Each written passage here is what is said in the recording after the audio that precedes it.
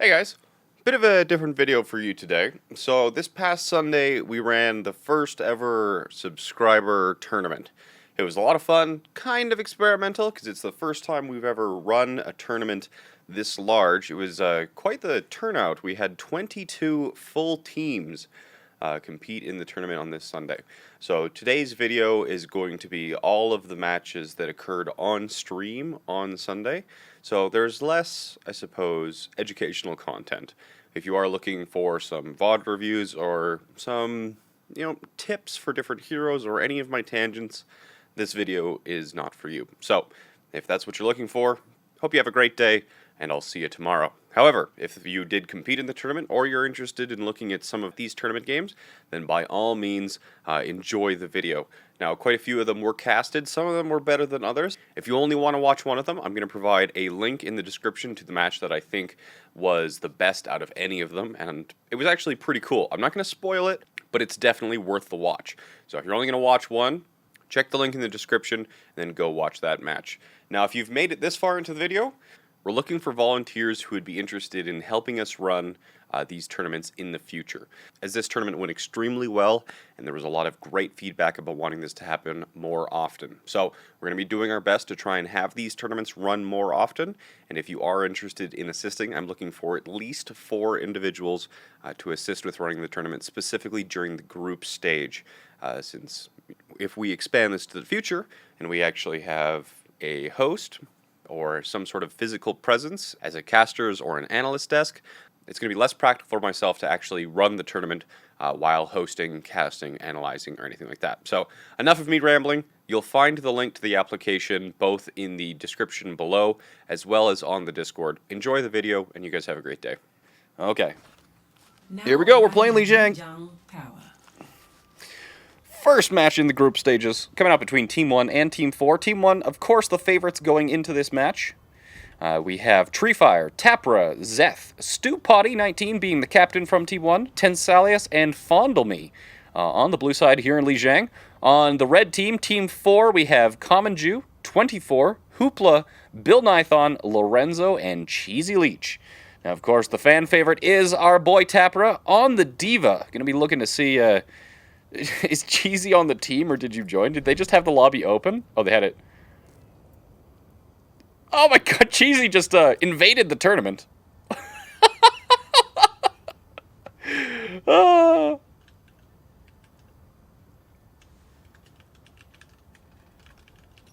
Find someone to play. I grow tired of waiting.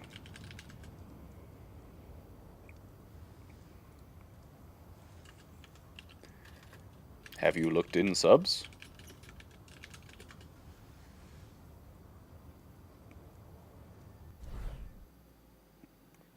Dude, Tensalius, I'm aware. How many times have you corrected me on your name? I love calling you Tensalius. It's just like the one. I forget his actual.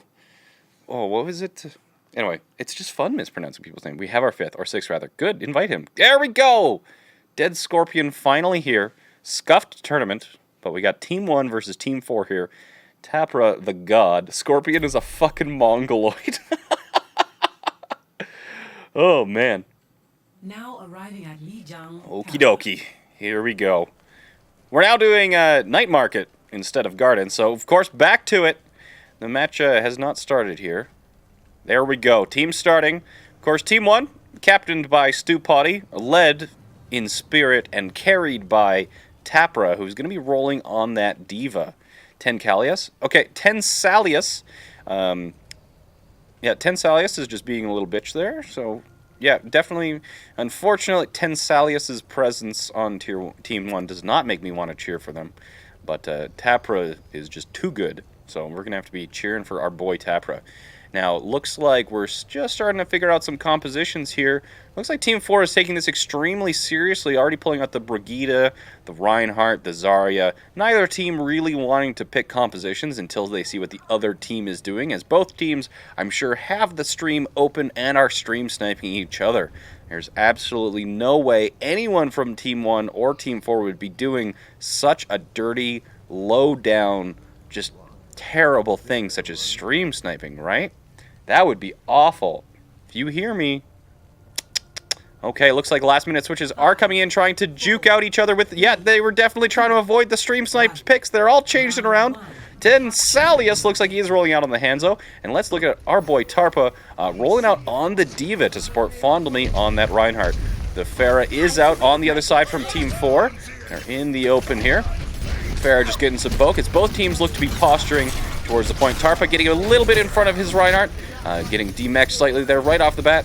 Now we are going to be... It looks like Fondle Me's shield is also broken down as Team 4 is moving directly onto the point. Tarpa out of the mech there is going to be in a little bit of trouble until he can get back into the mech. And I think initial capture is going to go to Team 4 here. Fondle Me just trying to recharge his shield. Initial capture is there. Tarpa's got to be pretty close back to the mech, about halfway there. The shields and the barriers of that triple tank from Team 4 is going to be making it difficult. Tensalius landing an excellent headshot, and then the Stew Potty popping the Coalescence. Team 1 is going to just brute force their way onto the point. Unfortunately, Tarpa dropping before we can get back to the mech, and Lorenzo, not in mech right now, discorded, dropping really quick, and Team 1 does manage to retake.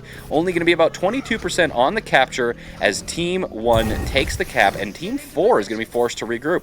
Looks like Team 4 is having some hero switches come out here. Bill Nithon with that Barrage. Hoopla having the Graviton as well. However, the Rally is going to be at 0% as that switch just came in here. We're going to have to see how Bill Nithon is going to make use of that Barrage. Team 1 electing to hold directly on the point, allowing Bill to get some nice rocket spam in here.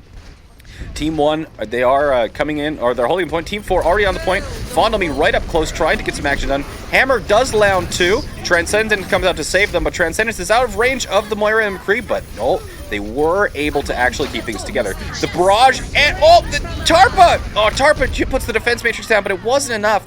And despite being down, Hoopla and Bill Nithon combo for the 5K.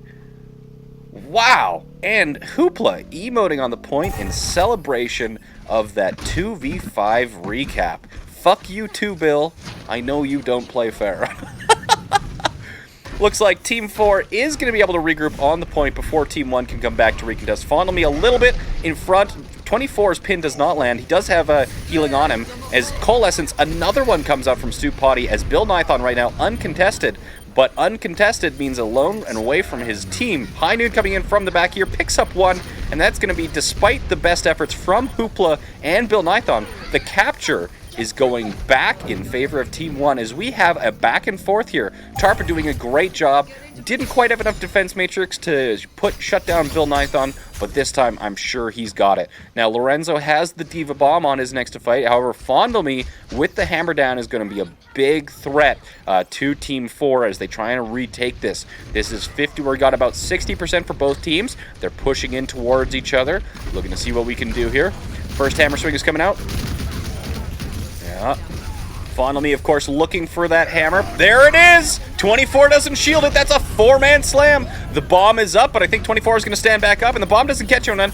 Bill Nithon off-screen does pick up the 2K to answer back with his own Pharah, and Rally comes out from the Common Jew in order to actually control and secure this capture, as this has been a back-and-forth fight between these two teams. 86%, which means that we've got probably 2 fights left. Tensalius does have the actual dragon here, and Zenith, or Zeeth, I don't know how to pronounce that name, but he's got the Transcendence, got great value out of it last time, and Hoopla with the Graviton is going to make this extremely difficult if Team 1 wants to take this point back, but if they don't act quickly, they're only going to have 1 fight, not 2, and time is ticking off the clock. I think that with Team 1's lethargic, they're very slow at attacking this. This is going to be the final fight, and they're going to be pushing against a Graviton. They do have the Transcendence, but is that going to be enough? It's going to be all on Zeeth to see if he can actually shut down this Graviton. But he's hammered. If Zeeth drops, it's all over here. He is back up, and he does die to the pin! He dies to the pin, and that's disastrous for Team 1. Graviton comes up, Zenyatta is not alive, and this is just cleanup for Team 4, as I think that Night Market is going to be going to Team 4 despite Tarpa's best efforts to carry this team. Bill Nithon dropping the barrage as a cleanup. It's Stew Potty versus the world, and there's the Transcendence. Just too late. If only you had that during the grav. If only you had that during the grav. That is so unfortunate. Score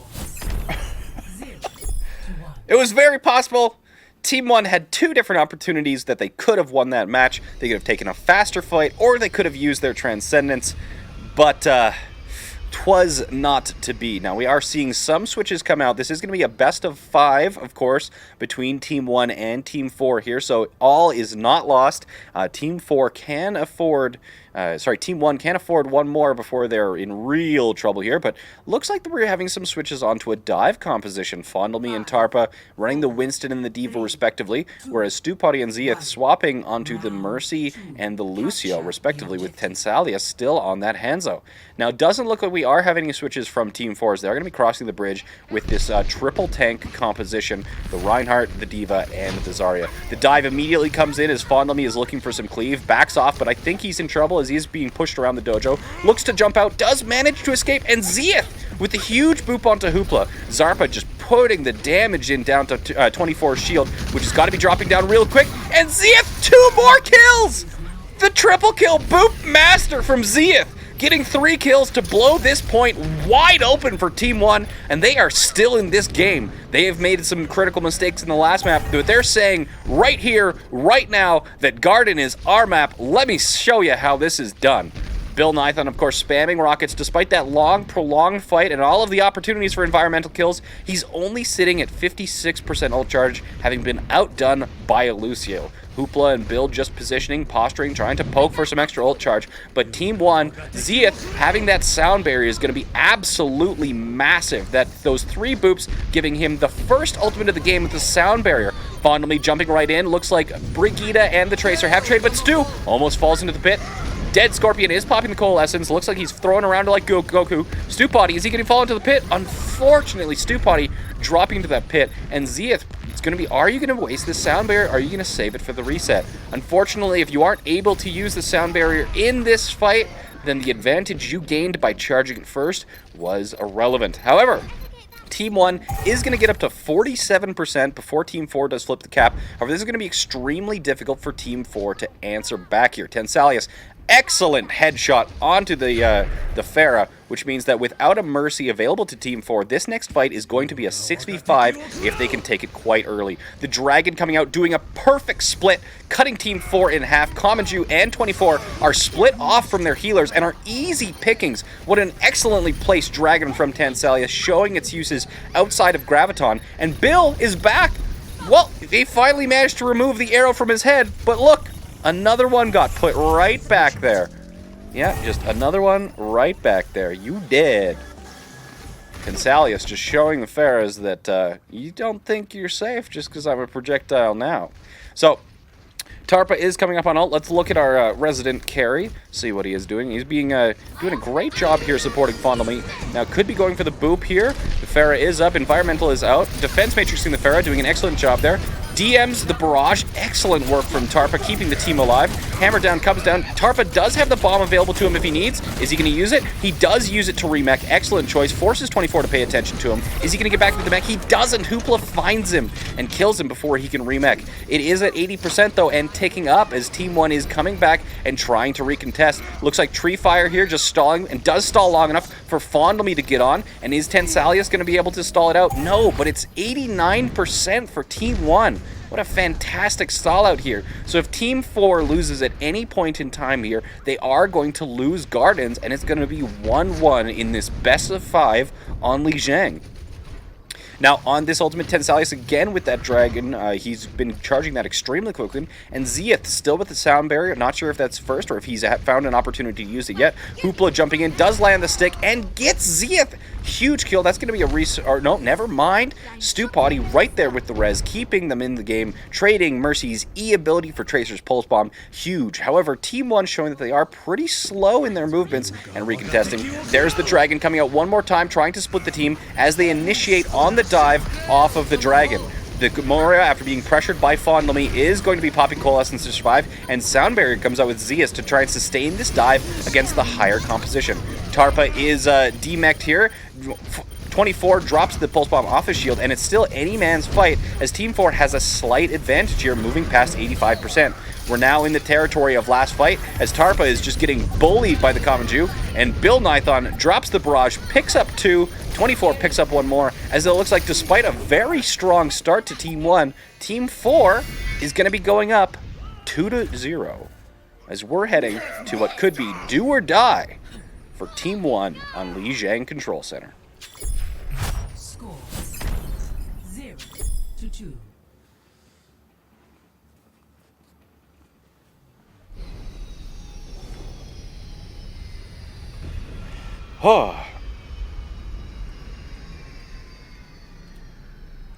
Reverse sweep incoming. Bill is indeed boosted.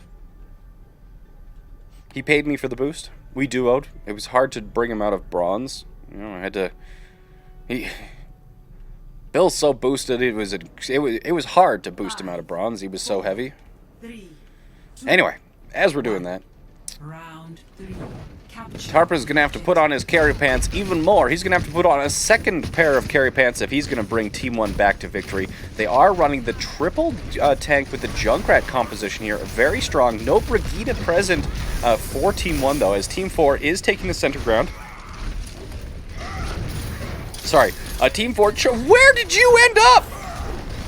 How did you end up there? 24, of course, charging into Narnia, getting separated from the rest of the team. And it looks like the healers, of all people, are the ones trying to punish 24 on the Reinhardt.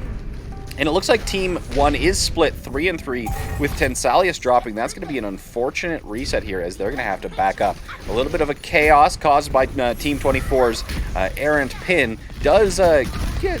It's chaotic, but it managed to split Team 1 into 2 different groups of 3, and that lack of coordination allowed Team 4 to drop the capture. Team 24, another huge charge come in from 24 and not finding anyone this time as Coalescence is being answered back. Hammer Down does manage to cancel the Coalescence. Fondle Me in trouble without that healing from Moira, and Tarpa demech means that with the use of a lot of ultimates here, Hammer Down, Coalescence, and the Riptire, it is going to be Team 4 staying in control of this point. However, never fear, as Team 1 is coming up on their Graviton Surge and Tensalius with the Riptire. This could be a rather easy retake with a simple combination of the 2 ultimates. We'll have to see, though. Lorenzo with the Defense Matrix is going to be a big threat to this Graviton about whether or not it can be successful. In Team 4, a little bit of passivity, holding on the point instead of that main choke, and decides to rally early despite knowing that the opponent has a Graviton. There's the Riptire. We've got to be looking for the Graviton coming out soon. Lorenzo knows it. He's trying to Defense Matrix the Zarya. Tree Fire's holding it, holding. Are you going to use it or not? Where's the Riptire? There it is. Don't even need the grab. You're done. 24 and Common Jew drop to that Riptire. Really good play from Tree Fire, just baiting out all of that Defense Matrix and having the team focus on the Graviton, but not actually using it. What a smart play coming in from Tree Fire, acting like he was going to grab the entire time, just baiting the enemy team into focusing him, and then having the Riptire come in from the side. What a great coordination play from Team 1 to retake with a minimal use of ult. Counterpin comes in from Fondle Me, hammers down 24, as despite being down 84% by the time they capture the point, they're now holding the point with 4 ultimates, not having to use any but 1 and their fastest charging ultimate in order to retake. However, all is not lost here for Team 4 as they are going to be coming back with their own 2-1-2 combo with the Graviton and the Riptire of their own. How Bill Nython is actually going to be pulling off this Graviton, we'll have to take a closer look here. What the combo is going to be, we don't know. He's walking in, he's got the grab, he's looking for it. So Zarya is on the side from the Tree Fire. Who is going to grab first? Is it going to be Tree Fire or Bill Nython? Counter grab does come up, but what are they going to be able to counter with it? The Junkrat's there, and the Zarya is there. Tensalius picks up 2, everyone else must be low, and the bomb is out. Oh, bomb from Tarpa doesn't find anyone, but Tensalius picks up 2 more for a 4K in that Graviton as they're not out of this fight yet. And this is huge. If Team 1 manages to win this fight, this will have been through 3 of Team 4's ultimates. So, both Gravitons coming out from Zarya, and Team 1, despite a little bit of chaos and ulting second, not having a combo with anything other than Tree Fire's right clicks and Tensalius' bombs, does manage to actually hold on to this point, as we could be going into a final fight scenario between Team 1 and Team 4, which decides whether Team 4 is going to sweep this series 3-0, or whether Team 1 is beginning the reverse sweep on this best of 5 Li Jiang series. Both Reinhardt's posturing around server here. Both Reinhardts have hammer. This hammer could spell. Which is it going to be 24 or Fondlemy landing the hammer for the win on control center? Hammer comes out. Fondlemy is bubbled, but Treefire getting pinned and drops, trading for the Moira. However, I think the Moira is more valuable here. Team 1 with the slight advantage here. 24 on the Reinhardt, just going absolutely crazy. Both Coalescence coming from the side of Stew Potty. 24 picks up 3. Where are you, 24? 24 just living in the enemy's territory, coming back, looking for his 4th. Doesn't find it, but it's 99. Now, with 85%, they are going to have the opportunity to recontest, and you can see Treefire playing sneaky here, trying for the recontest. Pokes a little bit early, though. A little bit of a misplay there from Treefire. Huge hammer, though. That's 3 down. Oh, the pin doesn't connect. He drops before he can get onto the point. Zeeth trying to stay alive, and Stupati has faded in the background, but I think this is the death throes for Team 1, as Team 4, despite letting themselves get hammered, huge hammer comes out, and by huge, I mean you missed fucking everyone, 24. Tarpa trying his best to keep this team's dreams alive, as they are staying alive, but I think this is too little, too late, as Team 4 is just cleaning up here. No ultimates left, but no ultimates needed. Tarpa, last one left. Can you do it? 1v6, Mini Diva clutch, and the dream is not real.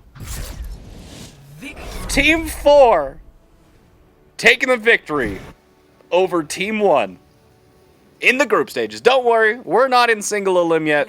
We're just in group stages. We're going to see a lot more from both of these teams. Hope you enjoyed the match. We'll take a quick break as we find the next match. Huge barrage coming out here from Bill Nython. As you can see, that Tarpa did manage to get the defense matrix onto the barrage, but unfortunately the barrage lasted a little bit longer than the defense matrix Tarpa had left, and does manage to clean through for the 5k, but he trades for it. And quite the finisher there, with Bill Nython just laying on the floor there, completely defeated. Okay. What a fantastic match between Team 1 and Team 4. Excellent. Okay. Team 8 is blue, Team 9 is red. Excellent. Welcome to the second match from the group stages. We've got Team 8 versus Team 9 here. Of course, the man of the hour is Mr. Smug Nugget, going to be running that Moira here. We do have Sarah Joel on the Mercy, Jerrer on the Brigida. Looks like we're going to have that two-man composition with the Brigida, something a little bit rare we don't often see.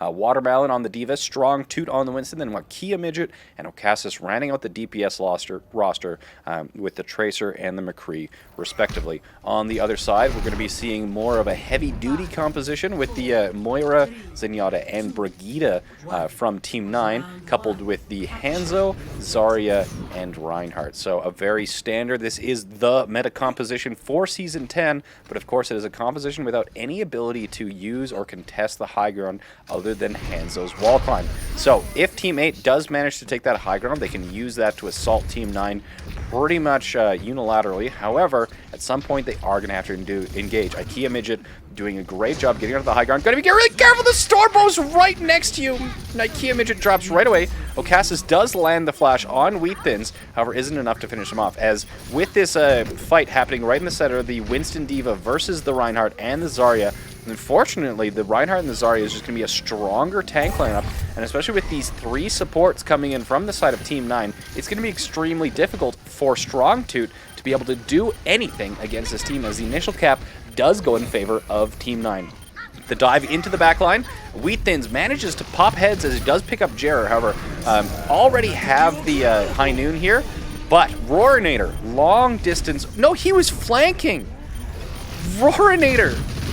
The Ninja Zen manages to flank the High Nooning McCree and take him out to keep Team 9 in the game here. That High Noon was well positioned and could have been disastrous for Team 9, but Team 9 keeping in control as we go past 35%, and this is going to be a pretty quick reset for Team 8. I'd like to be seeing them switch their composition, as the McCree and the Tracer are going to be having a little bit of a challenge against the Hanzo and then triple support of Team 9. Just the superior comp from Team 9 is going to be leading them to victory through this map if nothing else changes. Okay, Team 8 is doing a great job trying to come in through here. Team 9 position themselves on the high ground.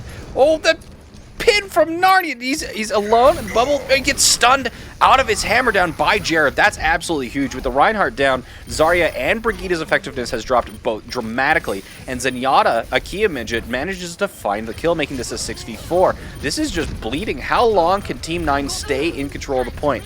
And Team 9 even commits their Graviton to it, but that's not going to get them any value. Huge misplay from Mythbustman here, coming out from the fact that they used the Graviton in a down scenario where they should have just been stalling, and that is going to cost them. That is a huge ultimate that could have done a very quick and easy retake that they have just thrown to the wind. And with Wheat Thins coming out 80% on that dragon, that could spell disaster. This could be the start of a turnaround. What could be a 80-0 is now going to be looking like it's going to take 1 or 2 team fights before Team 9 can get back in this. Strong Toot doing a great job playing the corners.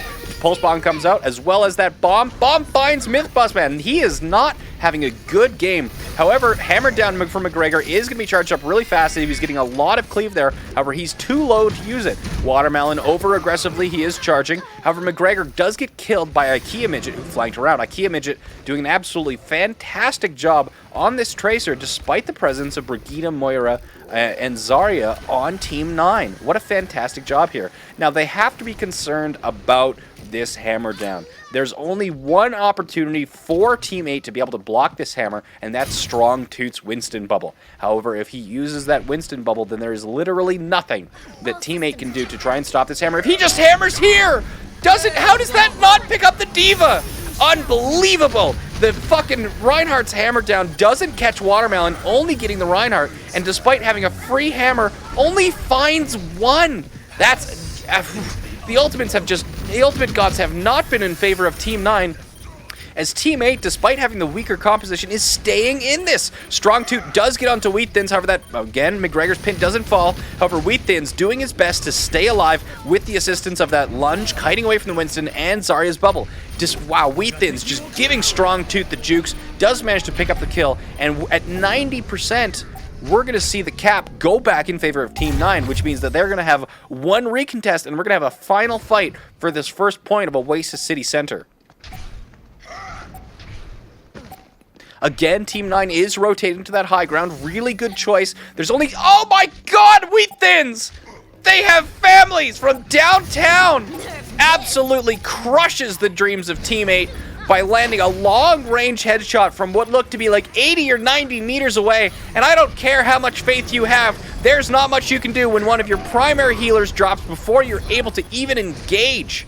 Absolutely disaster coming out from the side of Team 8 in what was an excellent showing and an excellent retake is completely undone by a well-placed arrow from Wheat Thins. What fantastic positioning and aim for him to just put his team on his back and carry Team 9 to the 1-0 on Oasis. Score 0-1.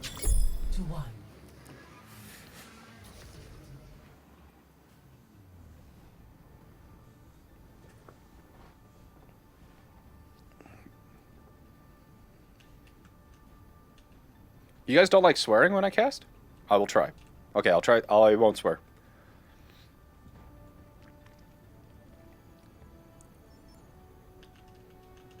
Why is Koth best of 5? Because more Overwatch. 5, 4. 3 seconds to the start here, as we are going to have different composition coming out from the side of Team 8. They're running a Junkrat with their dive this time, which is a little bit interesting, but we could see how it works, as well as the Brigitte and the Moira. Team 8 not running their meta composition, whereas Team 9 is going to stick with what worked and stay on this Hanzo, Zarya, Ryan, Brigitte composition. Team 8 taking the high ground, looking for that position. Ikea is on the flank, trying to find a little bit of a nicer target to take out. Just got to be really careful with this composition here. That was the spectator, of course, having some troubles show the action as it was intended. However, Jera and Serogel dying. Not sure how Serogel actually managed to kill himself there. It did look at environmental kill. Did he accidentally fall off the edge or something like that? We're not exactly sure what happened there, but very quick reset. Ikea Midget trying to one-clip the Zenyatta of Roarinator, however, getting punished for it, and that's going to be a reset for Team 8 coming back in, trying to look for the next fight.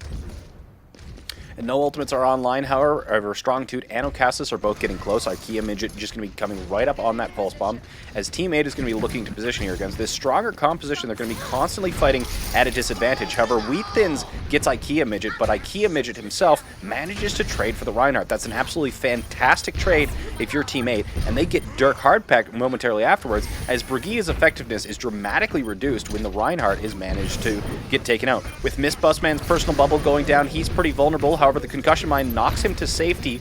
You know, Okasa is actually doing Myth Busman a favor there, and Smug Nugget on the point, just trying to do some little damage with the right click, as this could be anyone's game here. Barrage does come out. Do they have, oh my goodness, a huge pin and follow-up from McGregor is enough to follow up on the grab, and despite looking like they were in trouble there, Team 9 is going to stay in control at this point. If they manage to take City Center with this meta composition against Dive, then they're definitely going to be favored on University here. Coming up on this next point, as we're going past 65%, both the Hammer and the Dragon are available to Team 9, as Myth Busman with the raw long-range right-click managing to pick up Oasis. They are going to burn the res for that, but Wheat Thins gets another pick! Strong Toot dropping. There's no way that Team 8 can push in on this, but they are deciding to poke and try and posture a little bit despite being a man down. The sneaky Hammer is waiting, lurking. McGregor going to be looking for that Hammer if they push past him without noticing. The Dragon does come out. McGregor looking for the Hammer, sees that they're going a little bit more towards the Mini, and leaves as Ocassus picks up the Brigitte here. Strong Toot is on the Orisa, and it looks like they finally switched off Dive. Strong Toot on the Orisa and Watermelon on the Hog, as the Valkyrie comes out from the side of Team 8 to try and keep them in this. But that is the only ultimate that they have available to this fight. And McGregor with the Hammer just lurking, looking, backs into Cubby, but he's being chased by Ocassus. And the Roadhog also chasing him. Is he going to use his Hammer in the corner? He does land the pin onto the Brigitte, but it's not enough to kill. And the Hammer in the little Cubby. Is he going to kill Brigitte? My goodness, that man is a monster. McGregor comes out of that Cubby alive. Are you fucking kidding me?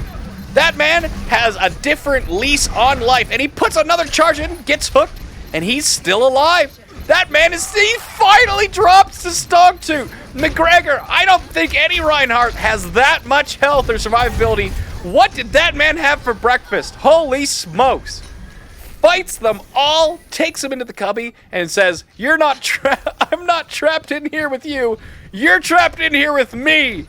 And it's 99% for Team 9, as Team 8 is going to be trying to hold this point. Amel like a midget, is lurking in the background with that barrage. Of course, the only thing that Team 9 has available to them to try and take out this Pharah is going to be the Hanzo. But if you drop your barrage, you stand stationary, this is going to be really difficult and disaster, as Ocassus gets his Riptire destroyed, which means that everything is going to be on Like Midget with his barrage. You can see the Wheat Thins trying to drop the arrows into IKEA Midget as fast as possible, and the res is denied as the Dragon Grab comes out.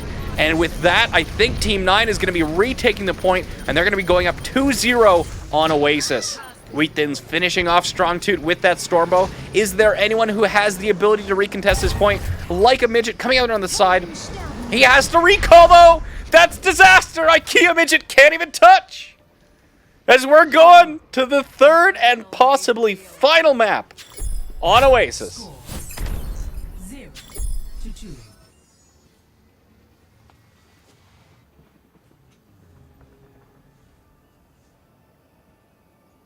Is a team of subs allowed? No, because you'd have to actually, there's actual like group stages and rosters and things. Yeah, each team has a mix of bronze to GM players. So if you want to play a fun game, try and figure out who the bronze is and who the Grandmaster is. Yeah, best of 3. Or first 2-3. We play, the group stages are best of 5 Koth, because more Overwatch. You want to play every map at least once, which is why you do best of 5. Round 3. Capture the objective. Scuffed tournament, low SR, must be a Jayne tournament, asshole. Okay, looks like they're sticking to that composition that has been working out so well for them, as Team 9 is going to be rotating underneath directly onto the point. Team 8 here, having given up the dive, they are going to stick with the composition that worked a little bit better for them with the Pharah, McCree, Orisa, and the Roadhog. IKEA, like a midget, is it like a midget or IKEA midget? It's IKEA midget. I keep reading it as like a midget, but it's IKEA Midget. Does manage to pick up Smug Nugget. Now they are, like, Team 9 has just pigeonholed themselves into a tiny corner as McGregor gets booped off, and he may be a match for Red Team. McGregor may be a match for Team 8, but he is no match for the water as Ferris sends him into the brink. Dirk Hardpeck looks like he's going to be staggered here as Team 8 showing that this composition, they might have actually figured out Team 9. And if Team 9 can't answer back against this much stronger, slower composition that Team 8 has swapped onto, they might be in trouble. Has Team 8 found Team 9's number? Wheaton's, of course, just looking for those long-range arrows. They've been treating him really well in this match as Team 9, of course, just slowly regrouping. And look at Wheaton's ult charge. It's 75%, and after that very short fight, that's very impressive. The only thing more impressive is going to be that IKEA Midget already has his barrage. Now, we're going to have to be looking to see where and how IKEA Midget punishes Wheaton's, making this fight immediately a 6v5, and Team 9's only DPS having already dropped, and Team 9 is pushing it regardless! IKEA Midget, with the flank barrage, picks up 2 more, knowing that the Hanzo isn't there to punish them anymore. What a fantastic play from IKEA Midget, absolutely dominating Team 9, who decided not to reset and push in despite their Hanzo having just eaten a direct and being eliminated right off the bat. Now there's 2 coming on 4 ultimates available for Team 8, whereas there's only going to be the Dragon and Graviton, one of the major ultimates that are going to be team deciding, has not gotten past 60% charge yet. The Coalescence is nice, but you're not going to win a fight off of a Coalescence alone. And it looks like Team 9 is trying to push back up the stairs. They are using the Dragon. They managed to split the McCree off from the rest of the team. However, they've once again put themselves into this tiny hole. But Strongtooth and Watermelon drop. High Noon comes out, picks up 2! IKEA Midget picking up 1. Answers back. The tanks drop, but the DPS here to clean it up as IKEA Midget and Ocassus coming together to find 5 kills between the 2 of them. And the supports of Jerrer and Sarajal are going to finish off the Reinhardt for teammates 100-0 comeback. And they are still in this match. It is 2-1 as we're going to map 4. Score 1. Team 8 has figured out Team 9, swapped to a composition that has finally worked, and we're back. We are back at University. I would expect to see Team 8 sticking with this composition. Are they going to drag themselves out of this pit, back into the running, as making this 2-2 would be sending us back to City Center for just an absolutely thrilling tiebreaker. But before that, they need to beat them on a map that Team 9 showed some absolute fantastic dominance on. 5 seconds remaining. Let's check it out. 4. They are going to be running this same composition that they used to absolutely dominate Team 9 100-0 on. No Lucio from either team, so they are going to be arriving at approximately the same time. Team 8 last time took the high ground. Are they going to go to the high ground? Are they going to immediately? Wow! McGregor with the charges being extremely aggressive, trying to take as much ground as possible. Strongtooth's shield already dropping down as Wheaton's invests the Stormboat to try and break that shield. The new shield is down. Mythbuster's personal is down as they've hooked 2 into the pit. Both supports are in the pit. Brigida's alone. This is a huge advantage. Team 8 has about 5 or 6 seconds in order to push it and try and get to that advantage, but the supports, they don't capitalize it. They move in, but McGregor's shield is down. He's charged out of the way. This could be really bad for Team 9. McGregor has minimal shield at best as the flank from Roadhog comes into the mini. Capture. McGregor's in the pit. This is another opportunity for Team 8, but Team 9 has the capture, and Strongtooth, over aggressive, does manage to push despite being on the back foot for the entire first engagement. Team 9 does pull out the cap and show that they aren't going to be pushed over that easily. Pushing back. There were so many opportunities for Team 8 to pull this out, and they just couldn't capitalize. And Team 9, despite making mistake after mistake after mistake, just kept in it to take first cap and win first fight. And now Team 8 is really got to dig deep to try and come back. McGregor looking for that flank shot again. Hook coming out on Mythbuster does pick him up. That's huge. Watermelon's going to survive as his vape didn't get canceled. And the Valkyrie comes out, but the bomb is down. And the counter shatter trying to keep him alive. IKEA Midget barraging from out of line of sight of that Hanzo and the Zenyatta. Absolutely fantastic positioning from IKEA Midget. Picking up 2, and Team 8 is bringing this back. They're going to get the capture, and it's at 54%. That could give them not just one, but 2 possible team fights. Ocassus dropping. Do they have the res for the soldier? I think they do, as Sarah Joel moves over to pick him back up as Team 8 is strong, and they are in control here. Watermelon has the whole hog. However, the Mythbust man is coming up on the grab, and with Wheaton's having that dragon available, this could be very bad for Team 8 if this grab dragon combo is able to be pulled off.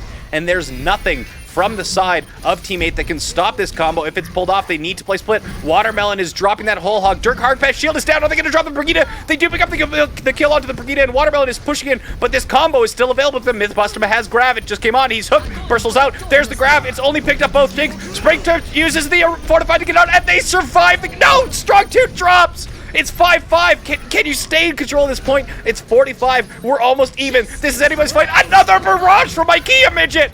The 1 kill to Ethan's. The barrage for 2 more, and he's still in it. He's carrying his team. Barrage is out. Sorry, Fate is out from Moira. For the 4th kill from IKEA Midget. Absolutely going to town on this team. Dirk is trying his best, but the only thing he's succeeding in is staggering himself as teammate stays alive through the Graviton and the Dragon. And we could be coming up on last fight. We could be going to map 5. Strong Toot has the supercharger. Ocassus has the barrage. Both support ultimates are online for Team 8. This is everything they could hope for. They have set this up perfectly. Ultimates are in their favor. It is on them to lose this match.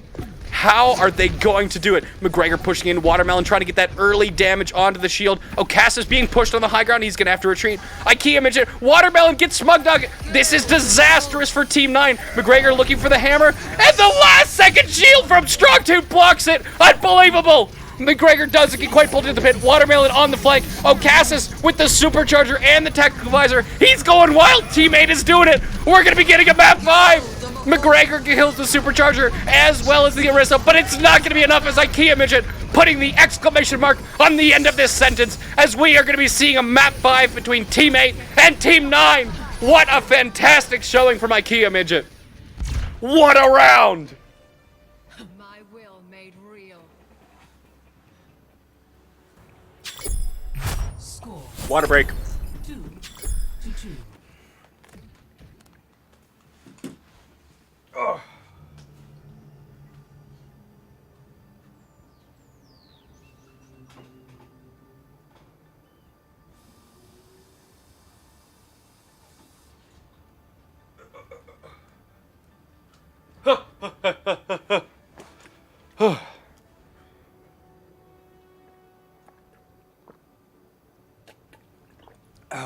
Five, 4, 3, 2, 1. Round 5. Capture the objective. Okay. Here we go. Team 9 finally being forced to swap up that composition as Weathins getting relegated off the DPS role onto the Mercy role as Smug Nugget and McGregor are picking up the DPS, and they're running 2 DPS. They're tired of being dominated by IKEA Midget as Smug Nugget has taken up that challenge, and he's moving on to the Pharah himself. McGregor off of the Reinhardt onto the McCree. Looks like Team 9 is desperate here. They're looking for a composition that is going to work. And Team 8 also having swapped Strong Tooth to the Orisa, but Jera being the first to drop, trading for Smug Nugget. Now his IKEA is now uncontested. Once again, Ocassus picking up Roarinator. However, it's 4 for 4 right now. An initial cap, just like every single map we've seen so far, does take the initial cap, and it looks like Team 9 is going to take this initial cap in a very disorganized and chaotic manner. Ocassus is still uncontested on that high ground, and Watermelon still around the city streets they're trying. This was such a chaotic fight. Both teams, you can tell they are feeling the pressure. The pressure is on 20% here as Mythbustman does huge. Did you see that fire strike from high ground onto Ocassus as he was trying to disappear? This is going to be a huge stagger from Ocassus. Absolutely incredible. Now, Ocassus has respawned. He's going to be in pretty quick, but Strong Tooth already pushing onto the point despite his team not being as 6. No ultimates online yet, except for Mythbustman. Sorry, Dark Heartback gets back to the Mythbustman has his hammer. We're going to be looking for him to how to use that, as well as Wheatthins has the Valkyrie. Smug Nugget up in the sky, pushing uncontested. Now, the hammer as well as the high noon, but I don't think the high noon can actually see anyone as McGregor tries to roll down, does land the flash, and finishes off Ocassus with the headshot here. Teammate again on the back foot. They're being forced out, and they're just getting staggered here. This is not the performance that Teammate was looking for after having fought back as Sarojal just puts himself into traffic for the very quick reset. 65%. What has happened to Teammate? Team 9 seems to have thrown them off by finally switching up their composition. It looks like their desperation comp swap is actually paying off. Smug Nugget's got to be close to that barrage here. He is. Wheaton still has that Valkyrie, wasn't forced to use it, and Roarinator has the Transcendence available to him. Okay, what's Strong Toot, not quite at the hammer. Myth Bossman, however, really far away to having used it, but not getting any value here. McGregor, huge. Ocassus, just struggling here to stay alive as he's picked off by McGregor one more time. And Team 8, despite having lost one, they don't have the opportunity to try and recontest. The High Noon is out, the Bomb is out, picks up 2! IKEA Midget does keep them in the game here. Wheaton's just trying to pistol people down. IKEA Midget with his 3rd kill, doing an absolutely fantastic job on this DPS. And despite what looked like it was going to be completely lost for Team 8, they do manage to retake the cap. But this is 99-0. 99-0. Team 8, if they finish the 99-0, they will not only do it on this map, but they will do it on this series. However, the only ultimate available to Team 8 here is the Tactical Visor. So we're going to have to see how Mr. Ocassus uses that visor. He is on the low ground, and the ultimates available to Team 9 is going to be McGregor's High Noon, Smug Nugget's Barrage, as well as Roarinator's Transcendence, which alone, any one of those could be disastrous to take out Ocassus during his Tactical Visor. He is finally moving onto the high ground, a really good decision here. Farah's there. This could be a time to use the Tactical Visor. Oh, IKEA Vision with that excellent headshot onto Smug. That could be a reset there. No, it is going to be res to back up, so Team 9 is going to stay in it. The High Noon does come out from McGregor, but I think it's on the low ground. Shouldn't find any targets, as Dirk is doing his best to try and break that Diva Mech so that he can Tactical Visor. He attacks from the low ground, is looking for Farah. Finished off with IKEA Midget, but this cap is swapped. But I don't think they're going to be able to hold that cap. Ocassus on the low ground. Ooh, this is dangerous. Ocassus with the 4K cleanup. Absolutely great job. Very slow here, and despite having given up the cap and a few percentages, that's absolutely fine, as they do keep in control here. But now there are no ultimates available to Team 8, as they are consistently having to win fights at an ultimate disadvantage to stay in this game. Watermelon's going to be the first one to have Primal, so we're going to have to see here, as Team 8, funny enough, is actually running dual main tank here, Reinhardt and the Winston. Watermelon is going to have to find either Roarinator or Wheaton's or McGregor to try and take him out in order to give his team the advantage here. Looks like Team 9 is going over towards the gazebo, going to try and force a fight on the point here, and it's going to be on Watermelon's Primal in order to find Team 8 the advantage. It looks like he's just moved onto the point to force the contest and burn this time off the clock. The longer that they wait, the closer the ult economy gets in favor of Team 8. The bubble already out. Looks like McGregor, Watermelon's in trouble. He is going to have to Primal, but he's going to be discorded. He needs to get out of here. He can't find any kills like that on IKEA Midget. Off-screen does manage to pick up one. The hammer comes down. Watermelon, you're only at 380, and you're discorded. But Ocassus is on the kill on a Mythbuster, and it looks like Team 8 could be doing this. Coming back, well, the res is out, as well as the Valkyrie's coming out. Smug Nugget with the barrage. The bomb is out as well. I don't think the bomb's going to finds the Mercy. That could be disaster. Jero still out here. I don't even know which way is going. The hammer. Team 8 is doing it. Team 8 with the full 100-0 reverse sweep. What a fucking match. Great plays to both teams involved. IKEA Midget, definitely the MVP. Ocassus picking up the play of the game on this McCree. This play of the game here, picking up the 2K on the McCree, was absolutely vital to the success of this 100-0 on Gardens. Nice shots here, nice shots. What a fantastic matchup between these two teams. I hope to see both of them coming out of the group stages with high scores. IKEA Midget, wow. Well, what is IKEA Midget's rank? I gotta see this.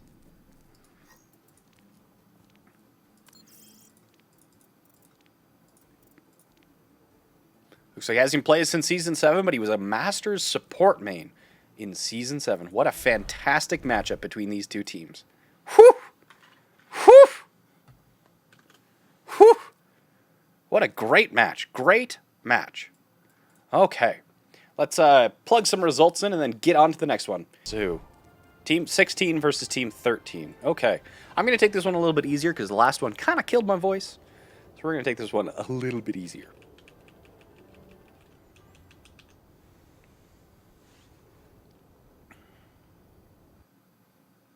Custom game restarted by moderator. Okay. I'm using tournament with 2 O's. Okay, so here we have Team 16 is blue, and Team 13 is red. Okay, Team 16 with Fire Road and Hyzor for the tank duos, as well as Shurai, a very good DPS player, rocking that Hanzo. Fizz, Vada, and Icekeeper rounding out that three-man. My voice is actually going to die.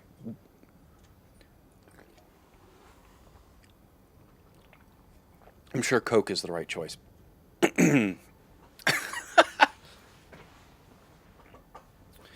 Okay. Morph, Noyak, Starting Jake, Neuro, Evasive Goose, and Kips rounding out the roster for Team 13. Just pick and troll heroes at this point, but which bronze are we rooting for this match? I don't know.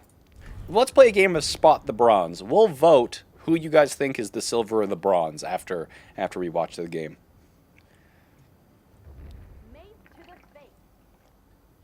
My Nightbot still gives a message about the sub-tournament? 5, 4, Oh. 3, Whoops. 2, 1. Round 1. Okay. Capture the Looks objective. like Team 16 is rolling out that extremely meta composition. Both teams running the Season 10 meta comp. We are going to have a mirror matchup here. We expect to see a lot of Grav Dragon combos. Looks like Team 16. Oh my god! What is with these long-range arrows? If it was anyone other than that Mercy, it wouldn't have mattered. But my good god, Vada not having a good start to the matches. Again, Team 16 electing to try and take this fight regardless. Fire Road does pick up more, but drops himself. And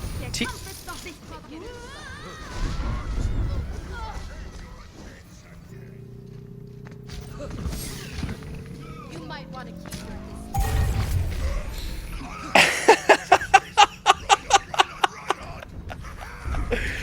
found the bronze. Okay, Team 13 gets the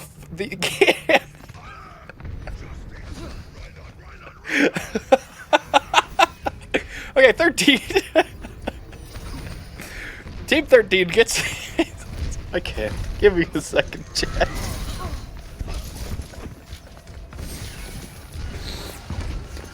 Oh yeah, I'm okay.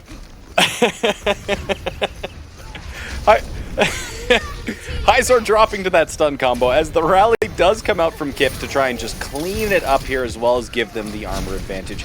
Fizz in trouble does drop, but Morph just constantly dead. So he's either not managing his aggression or not being supported by the rest of his team. But Morph, see, that must be his third or fourth death for this round so far. Fire Road also an absolute monster, just getting so many kills completely on his own, picking up Kips. And here comes the rally from blue team as well. However, the Graviton is around as well as the Dragon expected to be coming up, but Transcendence is there. Unfortunately, Fire Road outside of the LOS isn't able to be saved by that, but Vada is there at the res, and it's going to be a very clean take as Evasive Goose and Noyak used their combo, but so did Fire Road and Shuroi, and Team 16's combo actually wins out against Team 13's usage. This is absolute massive, as without that combo here, Team 13 is not going to be easily able to retake, and they're probably going to have to rely on their Valkyrie. However, Vada also has the Valkyrie, and on top of that, Hyzor has the hammer down. Now, both Reinhardt's trying to be a little bit sneaky here, looking for the flank shatter, but with Team 13 having flanked all the way around, doesn't look like Team 16. Oh my god! Noyak picks up 2 with the 3! Noyak going absolutely crazy. Can he get a 4th kill here? Looks like his team is going to be like, nah, you've carried enough from here. Never mind. Noyak with the 2K opener and the 4K cleaner. What a ridiculous play coming from Noyak. That man is a fucking ninja. Hyzor thought that he was sneaky, but Noyak goes, I know where you are, and just takes him out and cleans up with the Stormbow, and he picks up 2 more to prevent any chance Team 16 had to recontest here. Valkyrie comes out regardless, but with Noyak still alive, that's going to be really difficult. My good god, this man is on fire. What a masterclass of Hanzo play. Air shot on the Valking Mercy. Noyak, toggle off, my friend. Holy smokes, that is how you play Hanzo, ladies and gentlemen.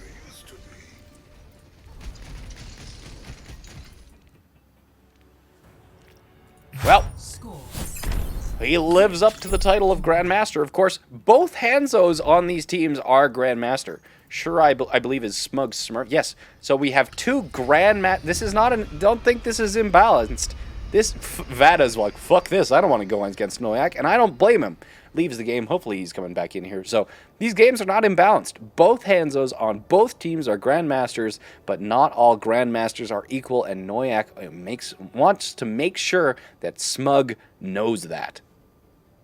Okay, it looks like Team Lusty Wyverns versus Drunken Fisters. They're coming in. Osiris dropping right away to Aviation Shot, who is in that Pharah and looks to be, well, not uncontested, because Osiris is on that McCree, but doesn't look like he's finding the space.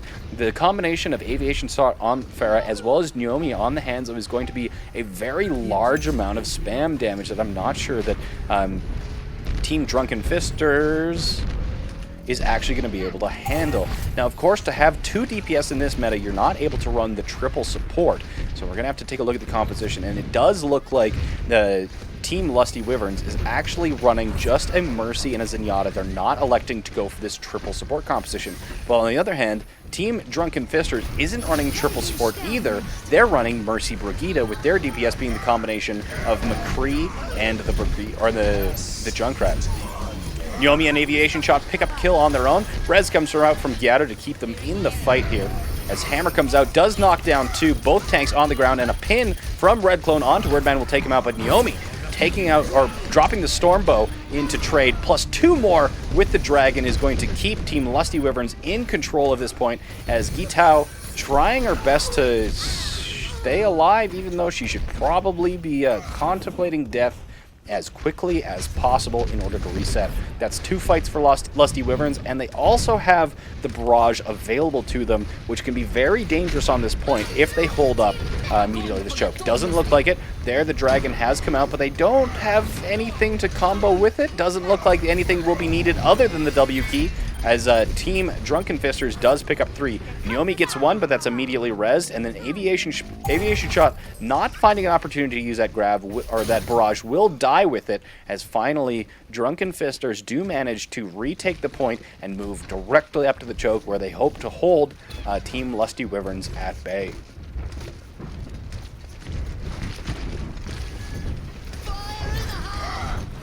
Riptire comes out as Red Clone drops an excellent pin onto Handy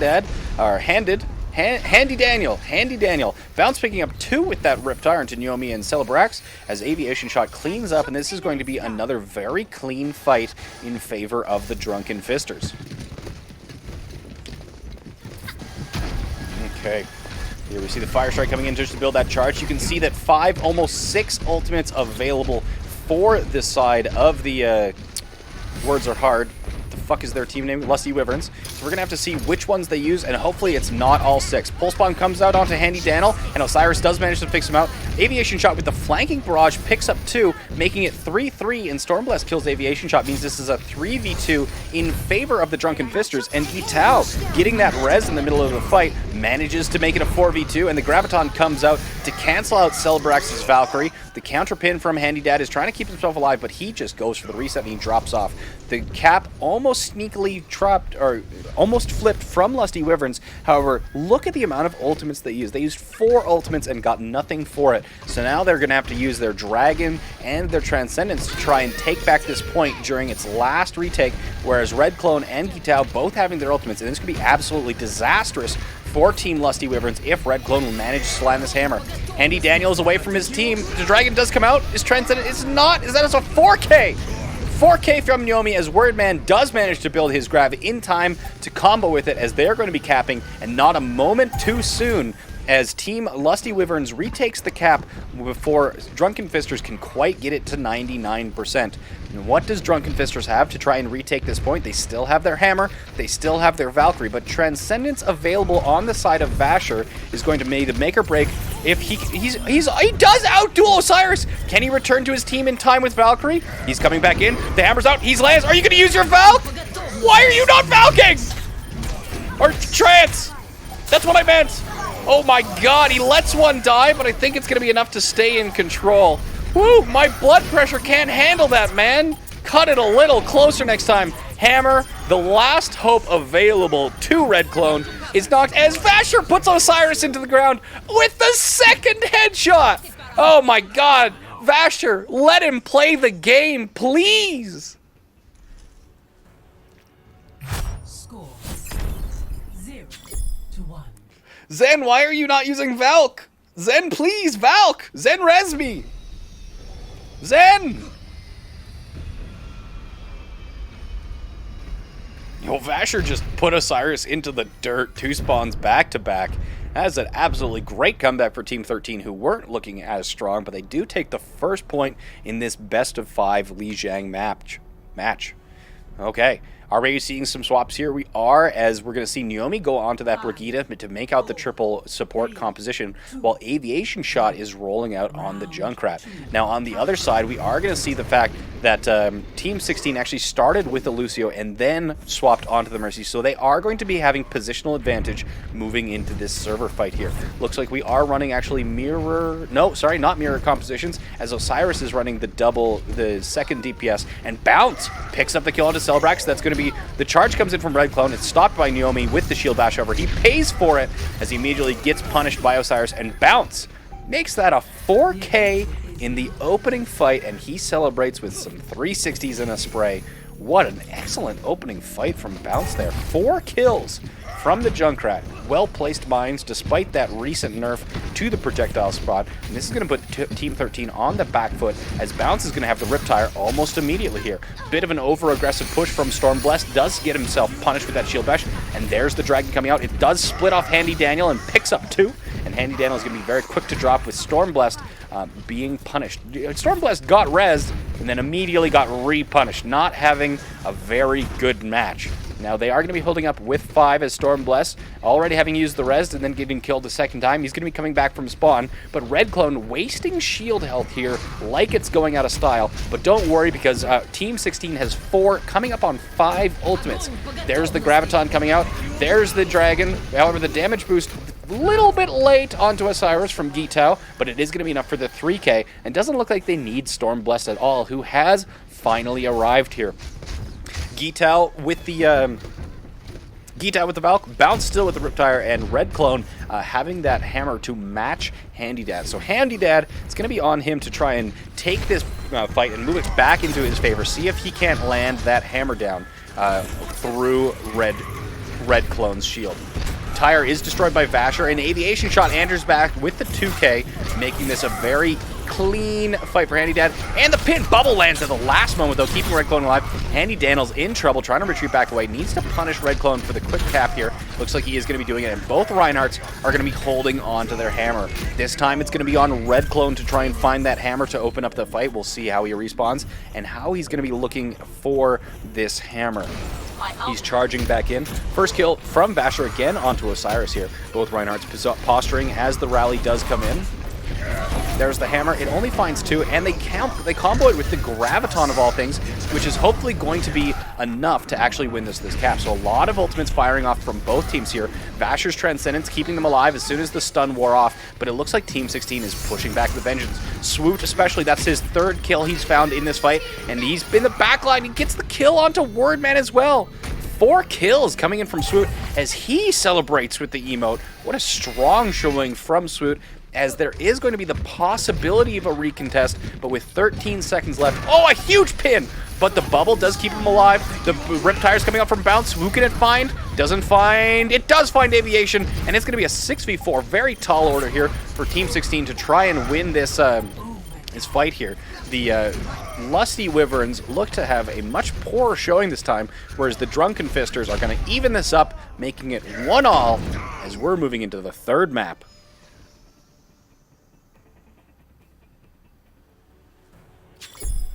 Score This is best of 5. 1. This is best of 5.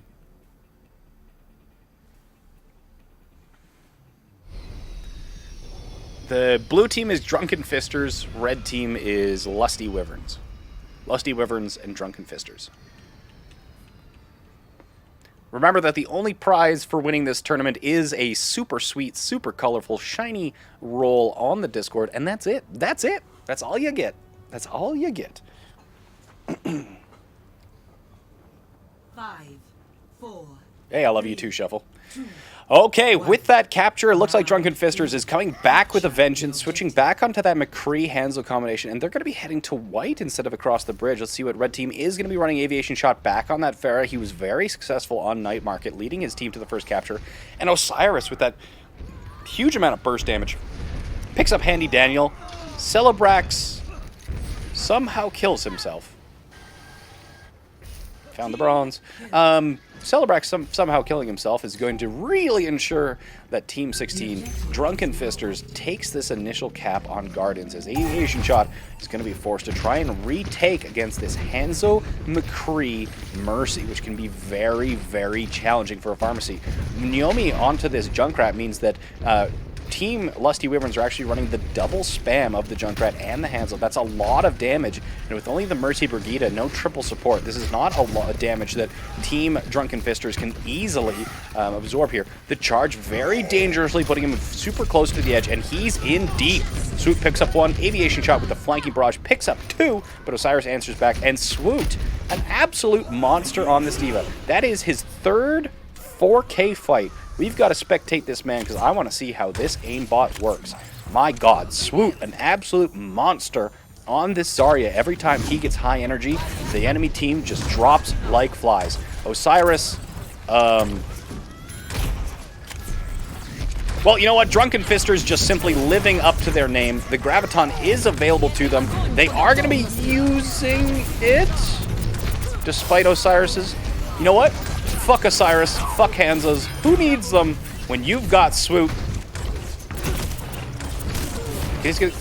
Look at this man roll. Getting knocked around like a cheap doll, and he's still finding those kills with those right clocks. Swiggity Swooty, he's coming for that booty. That's another 4K fight for Mr. Swoot, as despite the suicides from his team, they stay in control of that point. We are coming up to the last fight here, as it's 77-0, could be 100-0 to match here. Already 43%, Stormblessed face tanks that tire. Handy Dad misses the hammer, Red Clone does land the pin, or is he going to take him into the pit? That Lucio's getting low. Swoot with an excellent alternation between the left clicks and the right clicks. The Junkrat's in trouble. Look at this man go. That Junkrat can't get alone. He has to know he's there, but he's trying to save his team. Because the hammer down does land onto one. Swoot low health here. Is he gonna? He uses the bubble to block the concussion mine. Is he gonna get the mercy too? He does. He drops the graviton. Left clicking, just melting down that Reinhardt. And this man is an absolute beast. You say you can't carry on tank. I say you haven't watched Mr. Swoot himself frag out on that Zarya. This is some absolutely poggers Zarya play coming out from Mr. Swoot himself. 2-1.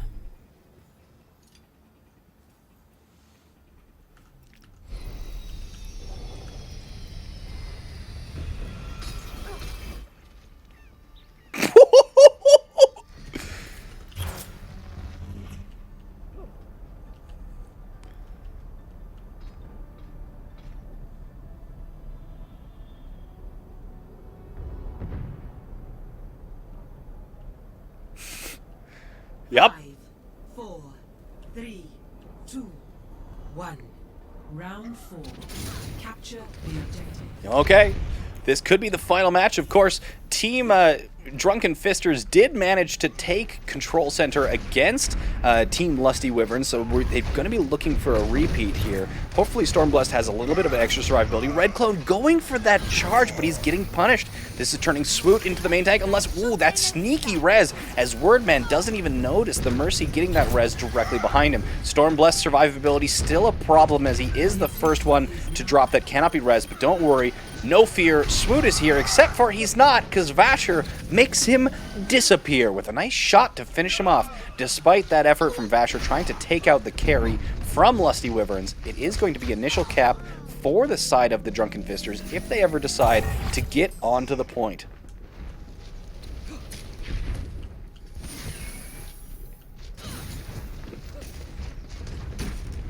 That was probably my best rhyme I've ever done. Red Clone, of course, having trouble managing his shield despite the fight not having started, and Swoot just taking things into his own hands. The concussion makes the main tank the back line, as Red Clone also drops to Vasher, the absolute fragger monster of a Zen, as the trades are going back and forth. Gitao, again, just I don't think he's had a single one of his reses interrupted, knowing exactly when and where he can drop those reses to bring his team back into the fight. Swoot might be getting the kills here, but Gitao is the glue that is keeping this team together, keeping them alive, and keeping them fighting through the unfortunate picks. Red Clone moving up to try and hold this choke here, as Swoot does have a Graviton. We're going to be looking for Bounce to combo with this, where he's still coming back from spawn. He's not quite there yet. Stormblessed dropping again. Long-range Graviton does pick up 2, picks up 3. The dragon is out, but Gitao is rezzing. Gitao's not damage boosting, but it doesn't look like it's going to matter, as the Pulse Bomb coupled with the dragon is going to be enough to burst through that Transcendence. I thought that Gitao may have made a misplay with going for the res instead of damage boosting the Hanzo during that Graviton surge. However, it was not a factor, as they are going to stay in this. Despite losing the first map, it looks like they're still in this here. Gitao pulling out the pistol, trying to get a little bit of Valkyrie charge just that last little bit. Comes in, it's blocked, the counter shatter is also blocked, and Naomi picks up 2. Wordman dropping, however, with the res coming back from Gitao, just showing that his team is best when there's 6 on the field. And this is going to be another clean fight. Didn't look very strong at the start, and Vasher has been doing his absolute best, but he can only do so much. A second 100-0 could be in the works here, as Lusty Wyverns just appears to be falling apart. Bounce drops the Storm Arrow and gets the 3K on the guys trying to attempt to stagger onto the point. And Team Drunken Fisters is going to be the undefeated champions of Group 1, and we will be seeing them in the playoffs. What a fantastic showing from Team Drunken Fisters. Fire at will. Time's up. Triple kill. Vasher's only Masters. Who did you guys want to see? Red Clone. The Reinhardt is Low Diamond. His counterpart on the other team, who was Handy Daniel, was a Grandmaster. Handy Daniel was top 500. That's top 500. So Handy Daniel was the top 500 on Team Lusty Wyverns. Swoot was the top 500 on Drunken Fisters. Okay, so here we are having Team 5 and Team 4 fighting off elimination. This doesn't determine who goes to the playoffs, but it does determine who goes home. So we are going to see, I'm already rooting for Team 4 here with the coordinated icons against the mishmash of random slop from Team 5 here. Plot twist, Zealot Gaver, Skyrosm, Lol, Vafrith, and Oblivious Ugh. Okay, here. 15 seconds until they are going to start building their compositions here. Nepal is Team 4's map. Interesting. They're not. So the rule with subs is that, so like, you know, one team will have like a Grandmaster, a Master, a Plat, a Gold, a Silver, a Bronze. The rule with getting a sub is that you can't have your sub be a higher rank than the next highest ranking person compared to what your original subs SR was. That's the rule. So if you had a Plat and then you had a Gold and a Diamond, and your Plat is the one subbing out, the new sub can't be higher ranked than the Diamond guy. Anyway.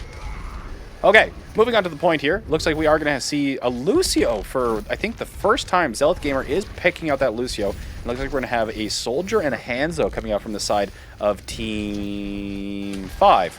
Team 4, on the other hand, is running the much more meta composition, but also running a Lucio of their own, with Bill Nython rounding out that triple support composition of Lucio, Moira, and Brigitte. Zealot Gamer does pick up the first kill, and already, before the capture is even taken, a huge hammer comes out from Sky to knock down 3 and just secure that initial cap. I was obviously not paying attention. How did that man charge an Earth Shatter that quickly? Very impressive play coming out from Skyrosm, especially considering that 24 is just barely cracking 40% on his hammer.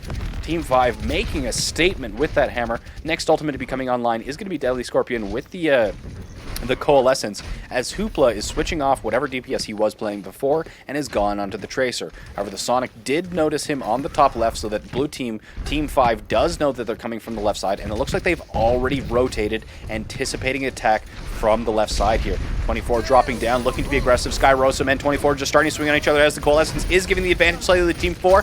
2 kills already happening. Both supports dropping 14-5. Fire strikes being traded between Reinhardt's as Hoopla trying to find an angle on the back, but is having to duel both DPS here. 24 charges, does manage to find a kill, but he's taken out.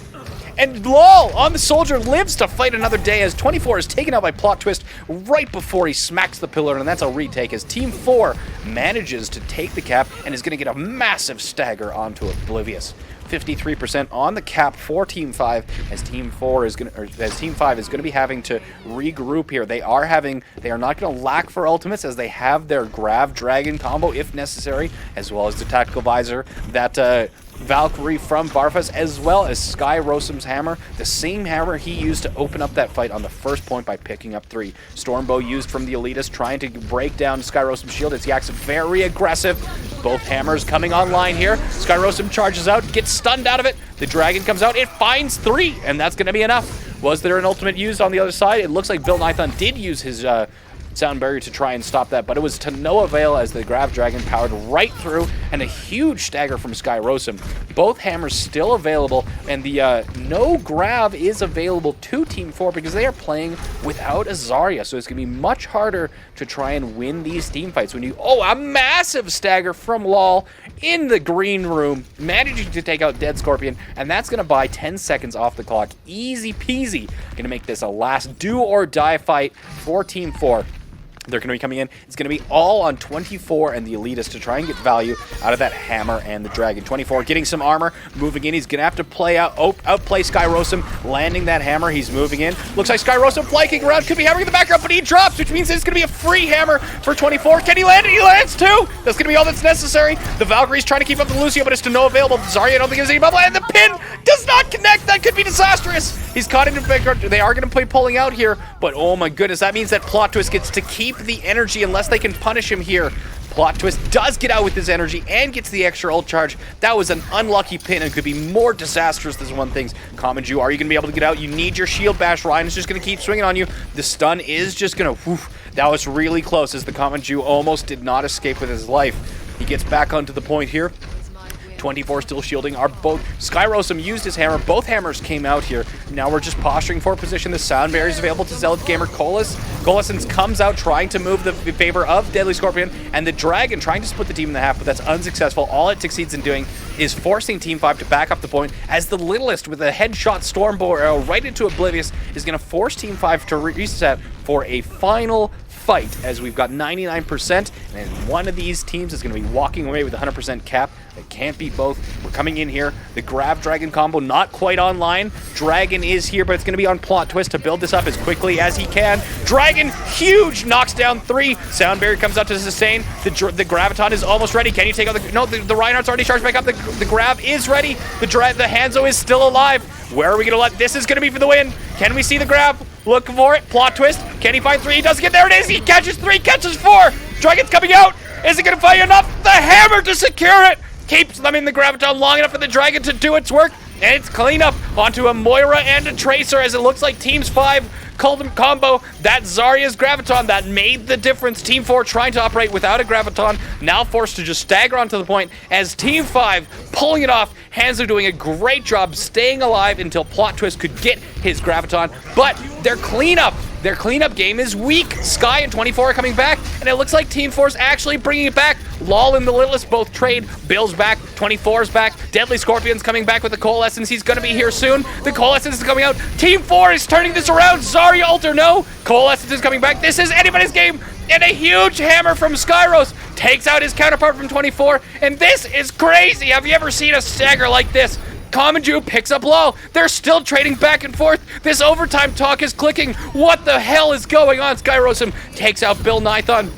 This means that Team 4's support is slightly down, but they've still got, and Littlest picks up another. Trades are going back and forth. This is anyone's game. 24 and Skyros are fighting on the edge. The Littlest drops. 24 drops Skyrosam though, and Moira comes up again. The hammer takes out Plot Twist. He's gonna get charged into the wall. There's no way he can survive that, and it's a C9. The charge knocks them off the point. What an overtime! Are you kidding me? Score. Are you kidding me? Team 4! Team 4, what are you doing? That was not possible! You should not have been able to do that!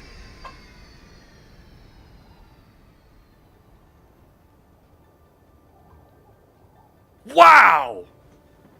What a statement from Team 4.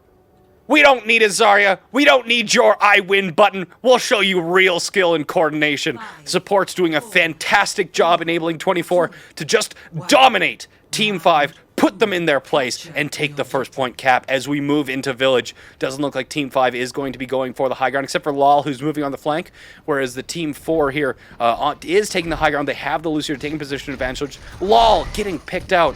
Oh, that could be really rough for Team 5. They're on the low ground. They're trying to shield. They're moving in. Ooh, Team 5 is rattled. They are not happy about that loss. They are split. They're in trouble. Zealot Gamer isn't assisting with Skyros, and 24 is just making the enemy tanks his bitch. Just going to town. Hoopla does pick up Zealot Gamer, who is playing split, and the Littlest finishes off Plot Twist. Team 4, absolutely motivated and energized by that last victory, is just this slow and steady cleanup as somebody caps the point. Tracer just capping the point. Oblivious does manage to get the kill onto his counterpart from the Littlest, as well as Hoopla, but it's not going to be enough if it's just one man, and they are going to take this first cap. Team 4, look, they've got a spring in their step. They are very happy about that last cap as they take this first cap and want to make this a 2-0.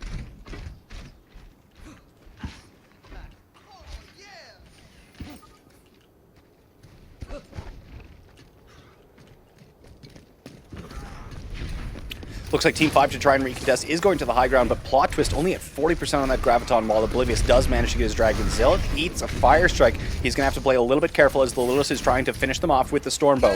Team 4 playing a little bit spread, but they are going to use the Coalescence to try and sustain and pressure Lal. Lal does drop with that Flail Shot, as well as the Rally coming up from Common Jew.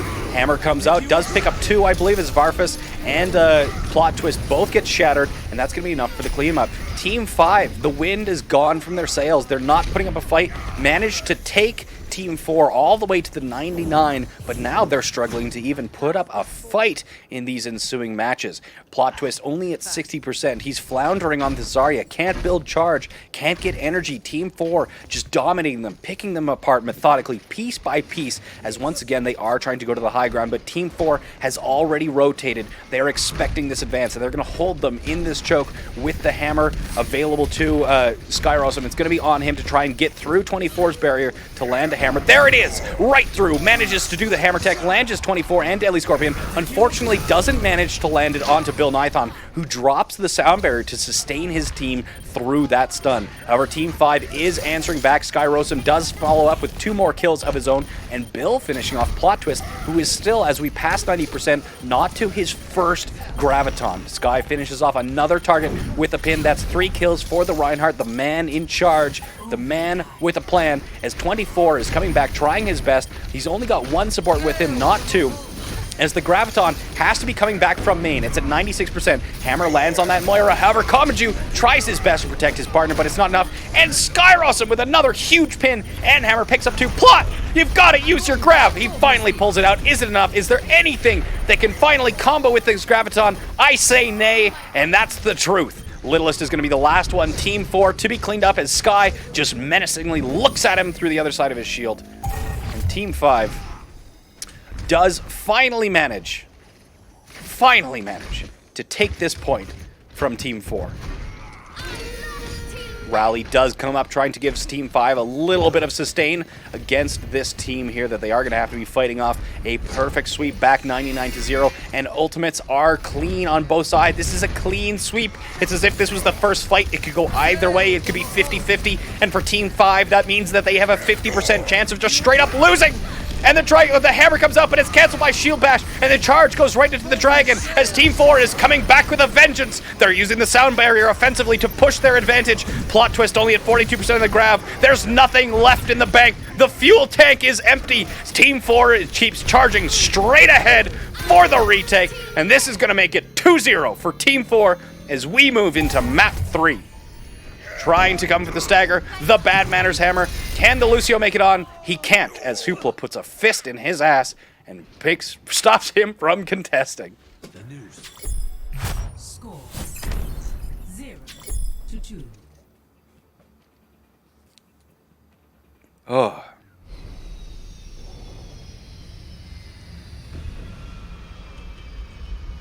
Okay. Sanctum now A map completely like any of the others that we see on Nepal. Could be anyone's game. We've seen that Team 4 has been dominant on both Shrine and Village, but Sanctum is a brand new ball game. 24 and Skyrosum, the Reinhardts are both switching off to the Orisa, trying to have a little bit more, and we're seeing Lol bring out the Torbjorn. Nope, he's just baiting us. He's back onto the Soldier. Now we are going to see the Orisa and the Roadhog from Team 5 as well. The same tank lineup coming up from 24 and Bill Nithon on the side of Team 4 as they're both going in. Only the Lucio available to Team 5 means they're going to have positional advantage, but they're not taking pillars. They're just taking the catwalk here. Looks like Team 4 is going to be trying to control the pillars here. They have the Hanzo, but Team 4 has the Hanzo and the Junkrat, which should give them the massive advantage during the poke and the posture phase. Team 5 looks like they're trying to be rotating to point here. They're at the staircase. Both teams just a crazy amount of damage being shot across that environmental. You got to be really careful about it. Littlest does find Zealot Gamer to open up. Bill Nithon answers with more. 24 in the pit. I found the bronze as Skyrosum puts him there with the halt and trades back and forth. I believe this is a 3v3. And no, 4v3 as Team 5 does have the slight advantage. The Hanzo and the Junkrat just holding up in Cubby, giving Skyrosa a hell of a time. There's no way his shield can stay up, and that massive crit box from Skyrosum is a massive liability as Littlest puts an arrow right between the eyes and is going to lead Team 4 to the initial cap. Unless, no, 2 ultimates. A lot of ultimates. This is really quite unfortunate. Now, Team 4 did manage to take the cap, but they used Riptire, they used Coalescence, and they used Dragon. So taking the first cap is good, but Team 5 is going to have a massive advantage in ult economy. Well, they did swatch. Words are hard. They did swap onto the Junkrat here, but they do have Supercharger and the Tactical Visor available to them. Hoopla does pick up 1 kill onto Team 5's Junkrat. That's going to force a reset. It looks like somebody was trying to sneaky contest. It's Lol in the back line. What are you doing, Lol? You're taking them on a wild goose chase. Jumps down underneath. He's going to have to use his... I'm confused. What is he doing? He's making space by leading them on a wild goose chase. Skyrosum takes off Bill and then comes back in for this supercharged Tactical Visor, trying to push it right through. He's in a dangerous place. He could get halted off, but it's going to be enough. The shield goes down. The Hanzo's flanking from behind. Stormbow is out. Doesn't miss anything. He's still got it. Littlest does manage to punish Lol, who wasn't able to find enough. And Team 4, despite the massive advantage in, massive disadvantage in ult economy, does manage to stay in control of the point. Now with Riptire and Dragon Strike coming back online, Team 4 could be posturing themselves for a very easy 3-0 against what was looking like a formidable Team 5, but is no longer. Coalescence the only ultimate available for Team 5, and that's not a situation I would want to be in if you're trying to retake on Sanctum. The Littlest trying to find those arrows onto Lol. The Sonic is out. The Soldier against the Hanzo. Again, Littlest, look at this. Setting up the crossfire, finds the Moira. That's all he needed to do. He's just being completely uncontested with Skyrosum having placed the shield closer to the stairs here. Littlest just uncontested, using the lunge offensively, just raining hell in the form of ninja arrows all the way into blue team's face as Team 5 only has 8 seconds to try and contest. Lol is going to do his best, finds an arrow into the chest for his efforts, and this is it. That's GG. We're going to see Team 4 facing off for their chance in the playoffs.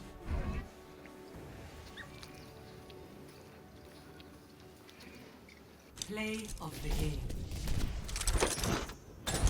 Skyrosum, of course, with the hammer. Is this going to be the hammer that opened up the game? This is the 30-second hammer here coming in. The Fire Strike into the hammer. The Reinhardt getting placed out of position. Wow, what a play. 30-second hammer from Skyrosum. That's what put them... Look! Oh my good lord. Skyrosum on the Reinhardt with the 35% team damage on Reinhardt! What an impressive display.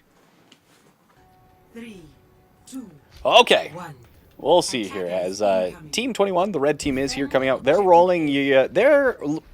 Finally, IOStux. Finally, somebody has run the composition that you wanted them to all along. The only difference here... I'm digging it. Go ahead. I'm digging it.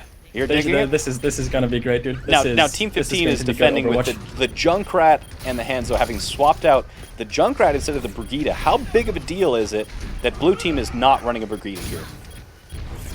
Pretty big, because they don't have anything to combo with the Shatter, so they only have to rely on either Hanzo picks But it doesn't really matter because they're running the Junkrat. So their two main combos are going to be the Junkrat Tire and the Grav Dragon. So I think they should be fine, actually. And I would say, since now both teams are running proper comms, they have an advantage. I would say that, like, if I would have to bet my money on someone, and I didn't know the skill rating, I would say blue team, probably. But it depends on how good the players are.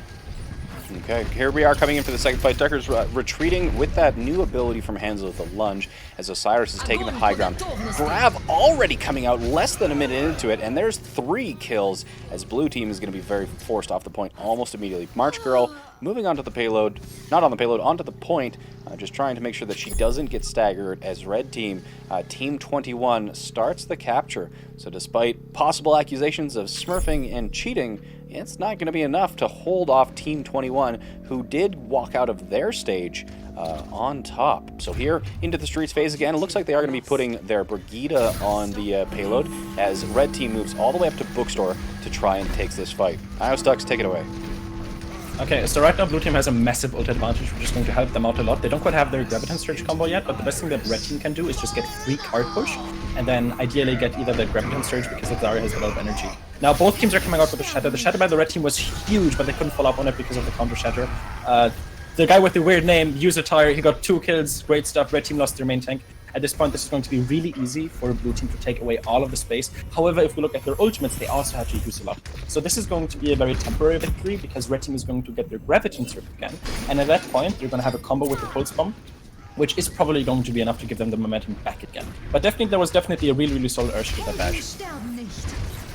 Coming this next fight, both Reinhardt swinging on each other. Carlos, the Zarya, drops, but right after he drops the Graviton, Dragon does come out, but it's countered by Transcendence. The other Graviton from Swoop does come out, and the Pulse Bomb combo enough to pick up 3 and keep this payload moving. So with the Pulse Bomb being nerfed from 400 to 300 damage in Season 10, is the Grav Pulse Bomb still a viable combo, or has it become too weak? How has the Pulse Bomb usage changed with the nerf from 400 to 300 damage? You pretty much just only use it for the combo most of the time. You don't run Tracer that often anyways, and I'm actually very surprised that he decides to run Tracer into the Hanzo, so it really comes down to how well Jukers can shut Osiris down here. Huge hammer comes out, does manage to go through Bahar's shield somehow. However, he's shield bashed out of it, so that pin doesn't land. Osiris in the back does pick up 2. Red Clone says, yeah, I'm a DPS 2, and picks up 2 of his own with Swoop, putting the cherry on the sundae for this second point cap. And rolling through onto third point with 4 minutes and 40 to spare. That is quite the aggressive time, considering that they lost the first 2 fights on the first phase here. What do you think is going to happen in this next fight, IOStux? Okay, so right now it really comes down to how well blue team is going to be able to get their ult combo back. They have just used the Graviton Surge and they still lost the fight. And I feel like that just sets them back a lot, because eventually red team is going to get their Graviton Surge and that's a guaranteed win. There was a great shatter by the guy with the weird name, but they couldn't really follow up on it. But Badger comes in with the flank, which is really, really good for them. This might be enough to actually retake momentum. Red team Zarya is out of position, but Bounce actually does get a pick on trades with Zarya. At this point, red team is starting to get their ultimates and they're immediately popping it, which is really, really good. They're not even giving blue team any opportunity to actually counter it. Pulse from again, solid, no real problem. But blue team is really in a pickle right now. They still haven't used the rally, which is really, really bad. They couldn't get to use the Valak. Just being a little too greedy with their ultimates. Like, they really need to get their ult economy in check. I feel like that they might be having communication issues, mostly, because this is usually something that people just talk about. They talk about what kind of ultimates does the enemy team have? Do we need to play aggressive? Do we need to play passive? Do we need to play early? What ult combo do we want to use? And looking at the way that the ultimates have been used so far, it really seems like they don't know what ultimates they want to use going into each fight. They just throw out whatever they've got, they use all of their ultimates in one fight, and then they just get snowballed and snowballed and snowballed and snowballed.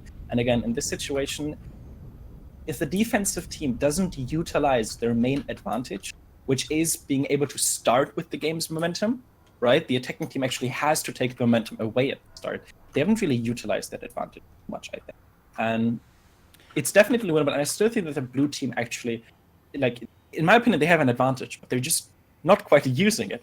And I feel like, do you think that there's an in-game leader making the difference here between the calls for the ultimates and the engages, and Team 15 just doesn't have one?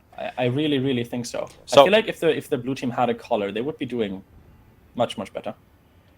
Chat has, of course, picked their favorite. Who do you think is the MVP of that first push? That I've got the hiccups. Who is the MVP, IOStux, while I mute myself? Well, it's hard to say. I'm actually one thing actually. I want to give some props for Turtle Ping because he did have some really, really good stuns actually that sadly didn't always lead to a great shatter, but I think that was really solid. But I think it has to go to Osiris. I know it's kind of lame to just say, oh, it's the DPS player. He played really, really well, but he did actually play really, really well. I feel like considering that he was the underdog, but because he played Tracer against a Hanzo, I think he played really, really well against Dukers, and I'm surprised at how much value he got out of the pick, even playing it into a team comp that really is really countering Tracer. Excellent, excellent. Now 4 seconds before this next match begins, we are still seeing the Lucio coming out from the attacking team here. Well, as the defenders, they've dropped the Hanzo and they've picked up Widowmaker, and I know that's going to tilt you a little bit, but does answer back, finding that headshot off to Duckers, which is going to be an easy 15 seconds at the least, where blue team is probably going to have to regroup. Definitely don't want to push in a man down while the Widowmaker's just trying to find some real nice sight lines here. Swoot pushing forward, trying to get that energy, and they pick up a second kill onto Carlos before their Hanzo has actually rejoined the fight here. Red Clone just going to town, cleaving with that hammer. He's got to be getting close to his hammer, but actually he's not. He's lower than Bahar. Red Clone with the 67% on his hammer, with Bahar actually at 93%, despite his team having been pushed back repeatedly. Swoot moving forward. Swoot is already at 83% to his Graviton. First ult coming in is going to be this hammer. Stuns came out, but no hammer down to follow up. Hammer does land Swoot. Hopefully he can be kept alive. And the counter shatter finds 4! Grab comes out from Swoot. It's going to be enough. Swoot needs to get through that shield of Bahar to finish him off. Does pick up the 2, and that's going to be enough to keep Red Team in control of this first point. What do you think of the ult usage? Too many ults there? Too few? Way too many ultimates. Wronger ones? What were way too many ults. wronger Look at ones? blue team. So what were the correct ultimates to use in that fight? The Shatter would have been enough. They really shouldn't have used the Graviton Surge because right now they're having an issue. Blue team is going to have the Grav Dragon, and Red team doesn't have any defensive ultimates. They're very close to Trance, but if blue team engages fast enough, they might be able to actually win this before they can get to Trance.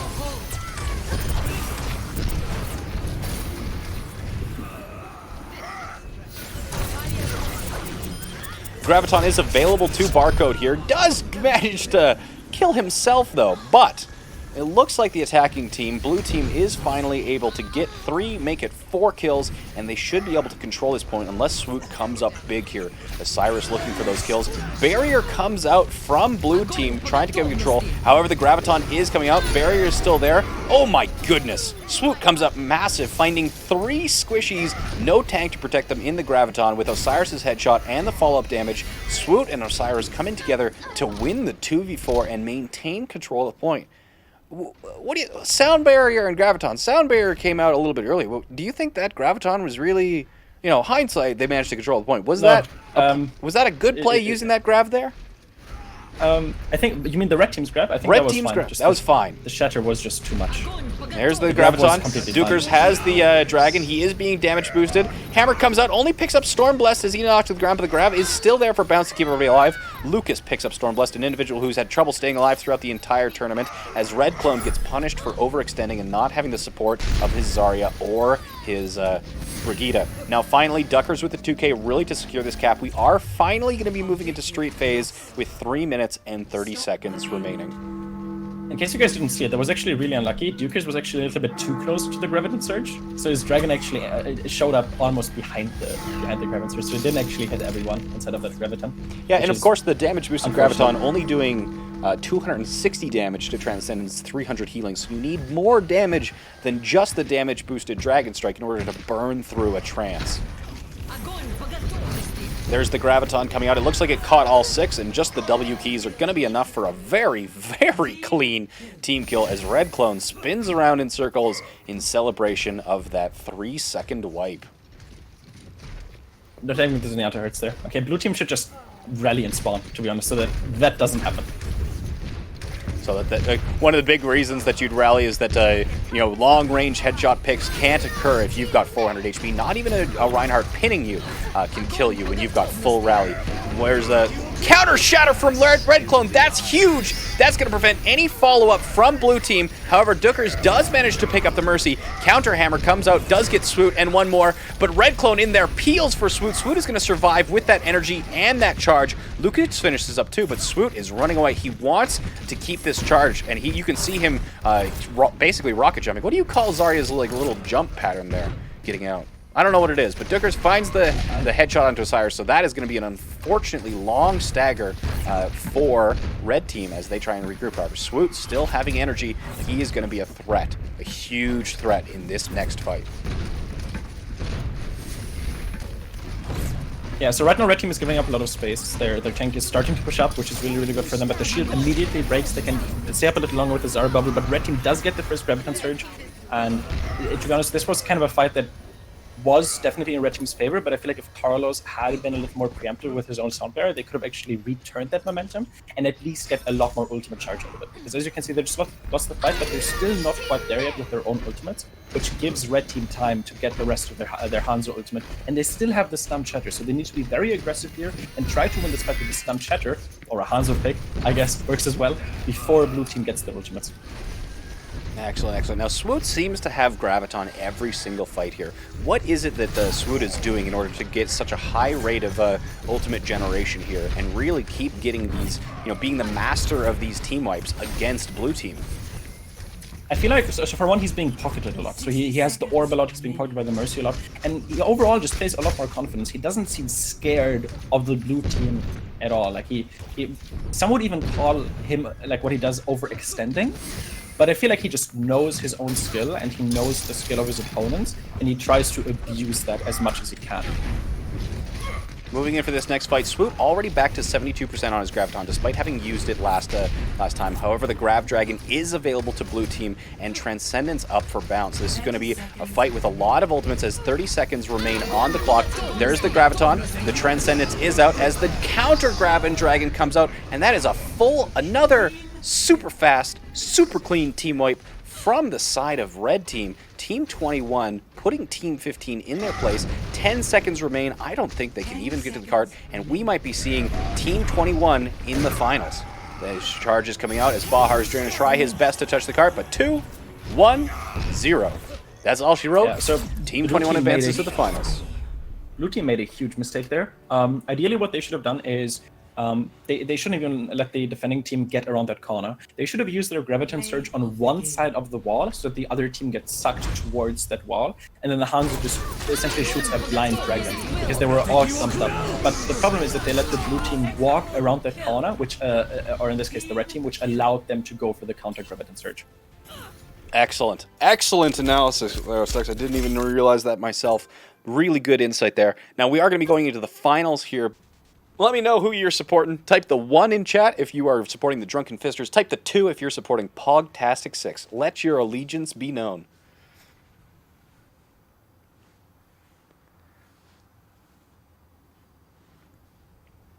Well, looks like Drunken Fisters are the fan favorite with about a 65% vote in their favor. Okay. So the fans want to see the Drunken Fisters take the W.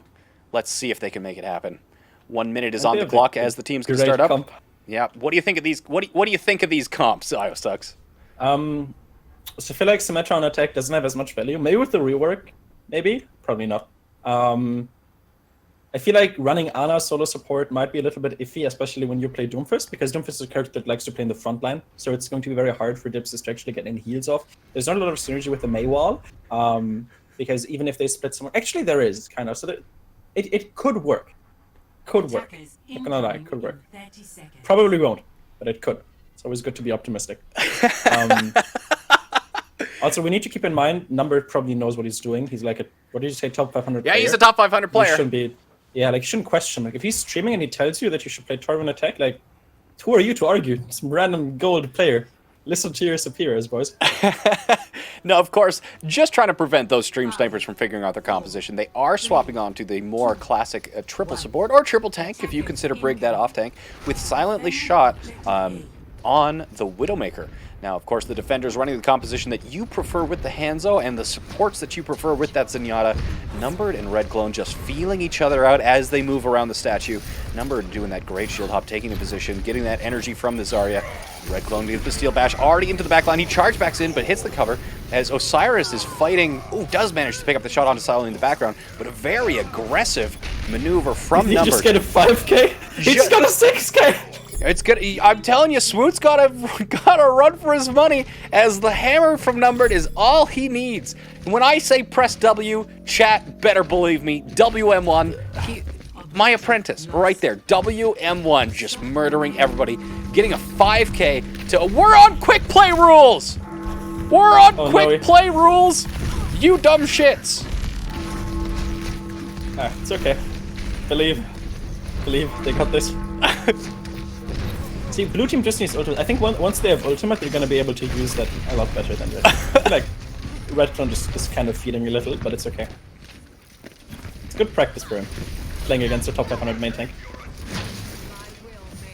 We're on quick play rules. I guess this is now a quick play final.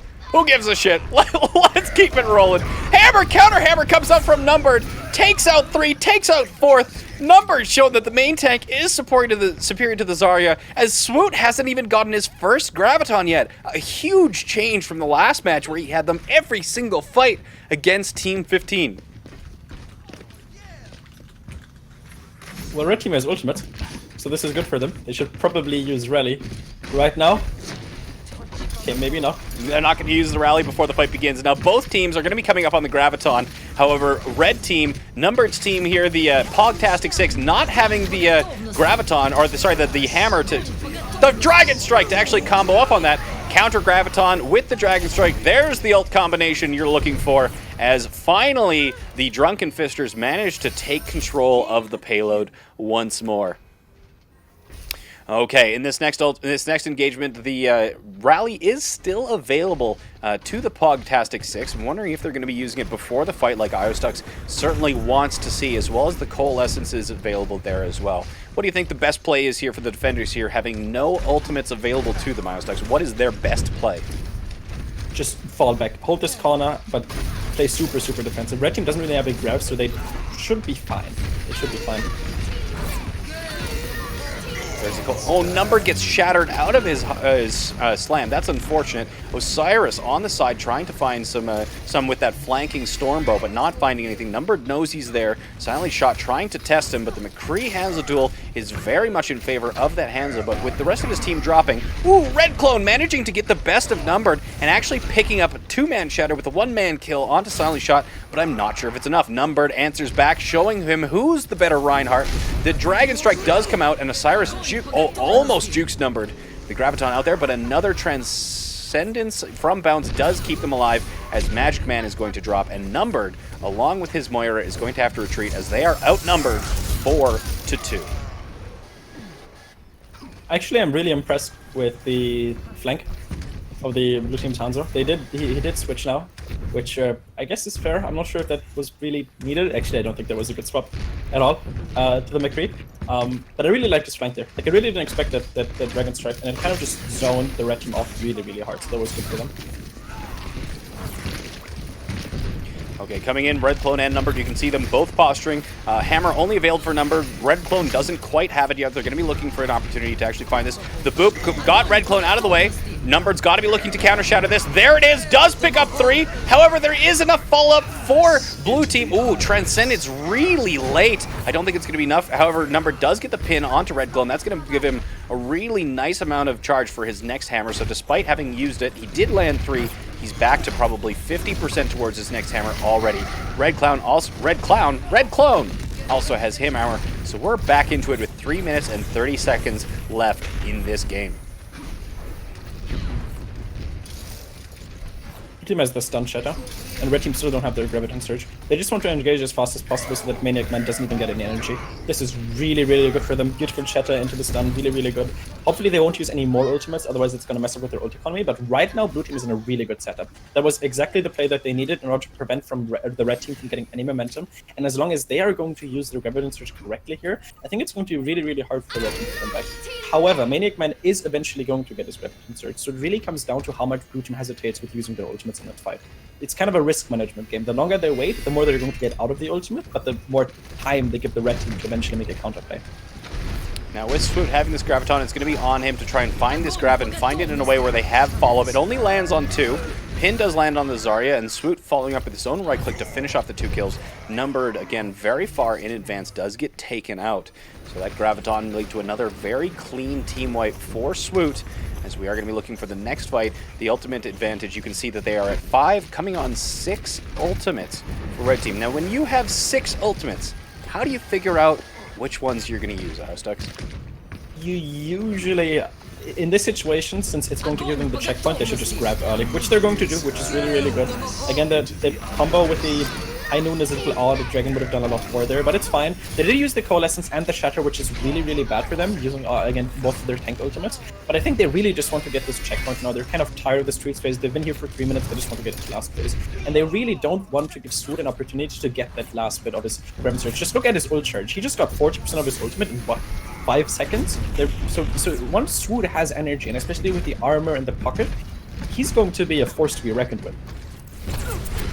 And he does have his Graviton back already, thanks to the pocket from Guido. And unfortunately, I don't think they have anything to combo with it. But you know it's Swoot. He doesn't even need follow-up. He is his own follow-up. Picks up 3, and then he's going to be chasing down the last 2. No Lucio, so I think they are going to get out. But 1 minute and 20 seconds, and we still don't have the second point capped. Lark trying to use the sound barrier. It did get canceled mid-jump. So Swoot, my computer froze. Nope, never mind. So Swoot Unlucky. Manages This to is kill. really important, actually. Remember what I talked about last time with the grab around the corner? I think Maniac Man really should go for this right now. 60 seconds remaining. So Gravidoning in the... Grab the corner. Yes, there we go.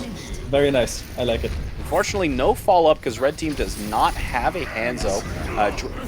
Nice hammer coming up from Number, managing to cancel Osiris's High Noon. However, the Red Clone hammer answers back with 1 kill of his own, despite the 2 getting knocked, as this fight, I think, is going in favor of Team 21 once again. Only 36 seconds left on the clock here, as Blue Team may be looking for some staggers. Some staggers here could prevent Red Team from even being able to touch the payload again, and there it is. Not just 1, 2, but 3 staggers. 23 seconds on the clock. That means their last person is going to be up and ready to fight. 13 seconds left. Is there any way that they're going to be able to retest this point? I think he's going to try and touch the point, try to get a C9, but I feel like Swoot would have to mess up big time here in order to not win this. He could even lurk in this building over here with the large health pick in it and try to get a Graviton Surge through the wall, but it just goes for the early Graviton, just tries to play it safe, gets the supports, and at this point I really don't think Red Team can give up. So yeah, they just kind of messed up on the first point, but I think that their offense is going to be fine. It's going to be a little slow. They need to get a bit of momentum at the start, but I feel like, again, Swoot is really trying to... I feel like that's the main strength of the Red Team. The way they used their ultimates there was really good, and I feel like Swoot, since he is in control of the Graviton Surge, has a lot of control over how they use their ultimates, and he also denies the other team a lot of their own ult charge, because they just don't get to take any fights. They just keep falling back, they keep planting, they keep baiting them, just to lose to a Graviton Surge.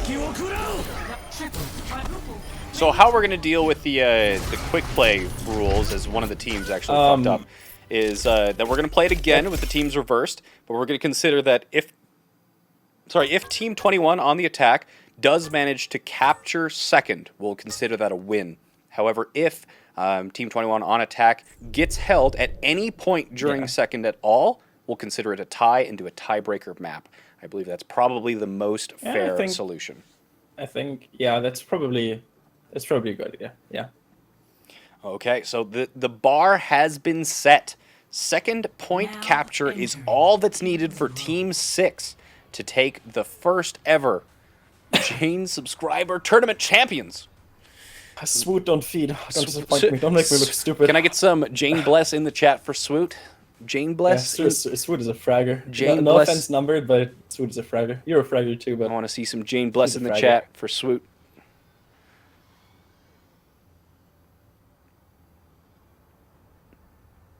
Spam this boot. Cheer on Swoot. I like his copy pastas. Yeah. Is Swoot like a regular? No, nobody knows who Swoot is before this tournament, but he has popped off in every single match we've spectated. Well, he deserves that copy pasta. Yep, he's 4,400, and he's just been dominating every game he's been in. 44-71 this season, 45-10 last season playing Tracer Zen. Do you remember the talk we had about voice chat? Yes. When you asked me what character I think is the best to solo carry yourself out of low ranks? Yes, go on. I said Zarya. And I feel like Swoot is really abusing that fact a lot. Zarya just has so much control over an entire team. Attackers incoming in 30 I'm really happy that she's back. I'm actually very content with the meta, at least the PTR meta once Bridget gets toned down a little. But I really like Zarya compositions. I think they're very exciting to watch, and I feel like they're easy to learn, hard to master, which I think is really good. Swoot is actually Zunba. Oh, okay. What? You had me going there for a second. And for about 2 seconds, I was like, what? No, you fucking baiting me. Chat is like omniscient. They know everything. They know. Swoot is Zumba. They know. True story. Okay, You here know. we are coming out. The attacker is not running a Hanzo. They're running a Tracer as their singular DPS, which is actually going to give the defenders an advantage because they are running McCree as their singular DPS, which is going to give them a very distinct advantage here. Now, the Battle of the Reinhardts is going on again. Silent Shot picking up Bounce. I'm not even sure where Bounce was positioned to have dropped like that, but Numbered now going to up the pressure here. Hitao does get the res, but is it going to be enough? I think the value has already moved so heavily in favor of Team 6 here that, oh, never mind, Osiris actually taking out... Look, did you see that one clip? Holy... That was nuts. That was a nutty takedown from Silent Shot, and Osiris moving the advantage, but he gets away from the shield bash. Osiris eats the shield bash from Brigida, does not die. Hammer comes out, it finds the Valking Mercy, but there's not enough fall to take him out, and Stormblast drops out Number, and Red Clone shows that you don't have to be a top 500 Reinhardt to do that. Knocks down 3, the follow-up is there, and there's the first point cap as we're going to be seeing Team 6 with a pretty early capture. Not as early as we saw Team 21 do it, but, Swoot is Team 21. Team 21 with the early capture, not quite as fast as Team 6 did it, but that means that 6-minute and 45-second hold is on the clock. There's the reeler. Both Gravitons are out. Neither team has a Hanzo, but it is going to be Team 6 winning the fight of those Gravitons. Swoot's grab does not get enough value compared to the grab of Maniac Man, and they're pushing back in. They know they've got time to burn, so they're like, fuck moving that payload. We're going to fight you for each and every single inch. When the payload is in this location, where should Team 6 be holding, Iostux? They should hold all the way forward at the arches. Although, to be fair, Red Team had a Graviton Surge. Honestly, Swoot just kind of fed. I really don't know why he used that Graviton Surge. Osiris was also in the grab, or like way too far behind, so they couldn't really follow up on it. Ooh, they almost got the stun shatter. I don't know, Number didn't quite capture that opportunity. Now, looks like Red Team's just kind of like turtling up. Ooh, there's the backline shatter! Numbered once again leaves his team entirely exposed. That's a 5-man shatter from Red Clone. That's the second shatter he's squeaked past Numbered, doing a fantastic job holding his own in this match against a man 1500 SR his superior. As there's the Graviton coming up from Swoot. Looks like they want to take it right here, right now. 5 minutes and 30 seconds on the clock. If they don't back up and regroup here, this could be the end of Team 6, as Team 21 is already halfway to victory. The second point checkpoint does signify victory for Team 21. There's the rally coming in. Team 6 does have the Graviton. Swoot already used his, so they aren't out yet, but it's going to be all on Maniac Man whether or not he can pull off this grab with enough follow-up to actually win this. The rally is out. There's the grab. Pulse Bomb 5 and Silently Shot. The damage is going to be really low. Charge is coming out. Grab is available. Barrier's out. It's a do or die. If this fight goes the way of Team 21 is going to be your tournament victors, and Swoot is picking up 2. Can he find a third? Swoot carrying his team to victory, looking for one more. The hammer comes out, it doesn't find anything. Swoot picks up the 4th kill as he carries his team to the first ever subscriber tournament champions. the checkpoint. GG's to all teams. What a match to be played. Awesome. For all of the people thinking that Number is trash, I actually want to explain a little thing. So as you all know, Reinhardt versus Reinhardt is a very kind of mind-gamey matchup. Like, you need to predict what the enemy Reinhardt is going to do, how he's going to move, how he's going to use his abilities in order to play against him. And it is actually insanely hard for a top 500 main tank who's used to playing against other high-tier main tanks to all of a sudden play against a main tank that doesn't have as much to do. Right, it's very unpredictable. He doesn't really know what the other main tank is about to do. And Red Clone did make a lot of plays that high-tier Reinhardt players probably just wouldn't go for because they wouldn't be safe in those environments. Yes, Red Clone had a propensity throughout this entire tournament to be charging into Narnia quite a few times. Very aggressive charges, which honestly weren't very safe, but they are going to be capping it as we want to see the play of the game during this matchup. I will take a look to see if Swoot wants to come on for an interview. Swoot, if you can jump onto the team chat there, just jump into sub chat on the Discord. I'll drag you in. Swoot as Zarya. Look at this man. He's a god. Boom. Doesn't even need a Graviton Surge to get play of the game. That's a natural. That's a natural play of the game. No grav needed. That's Swoot's tagline. What a fantastic match. I want to grab Swoot on for an interview. If you want to was hop over to the pretty Discord, good. instead of doing a private call, let's hop over to the Discord. No, I'm also people are DMing me. Unlucky. Okay, wait. Which channel? Just hop in Hangout. I'll drag you. Okay, just Chat waiting for voice. Swoot to join one of these voice channels, and then I'll drag him. Now entering King. Okay. So, and yeah, Swoot, join voice chat. I want to talk to you. Thank you so much, everyone who signed up. I can't believe we had enough subscribers to fill 22 teams. This was a 22 team Pretty tournament. solid. Yeah. It is actually, he's down there. Let's get him in. Let's get him in here. Where is Mr. Swoot? Swoot! Swoot! Hello. Swiggity Swooty, Hello. he's coming for that What's up, booty. guys? It's Mr. Swoot himself, the Zarya God. How are you doing? Congratulations on the first place ranking, the first ever Jayne subscriber tournament. Your team takes the championship. How are you feeling? What are your thoughts? My heart's going pretty fast, so it feels pretty good. Thank you. Coming into this tournament, did you think that you were going to be able to carry your team to first place? Or are you just joining for fun? Were you joining to try hard from the very get-go? What were you thinking coming into this tournament? Probably a little bit of everything. I just turned on Twitch and saw you were doing your sub tournament. Thought I'd try it out. I thought I could do pretty well. If we got a team that could play around my Zarya, I think it seems to work out pretty well. Now, you were playing Zarya in this tournament here, but the Soldier, the Tracer, and the Zenyatta seems to have carried you to 4,500 last season. So you're a bit of a flex player here and there. You're definitely not a Zarya main or anything. So chat wants to know who you are. They want to know, how'd you get into Overwatch? Are you on a team? You've at 4,500 and a performance like that, you certainly could be on one. So tell us a little bit about you and Overwatch. Are you on a team? Are you just a solo queuer? Who are you, and why has no one heard of you before now? Let's see. I first started Overwatch probably when it came out. It was a toss-up between Battleborn and Overwatch.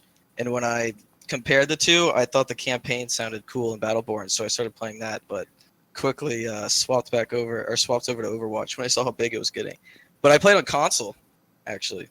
I was a Zarya main on Xbox until Season 4, and I decided to switch over to PC.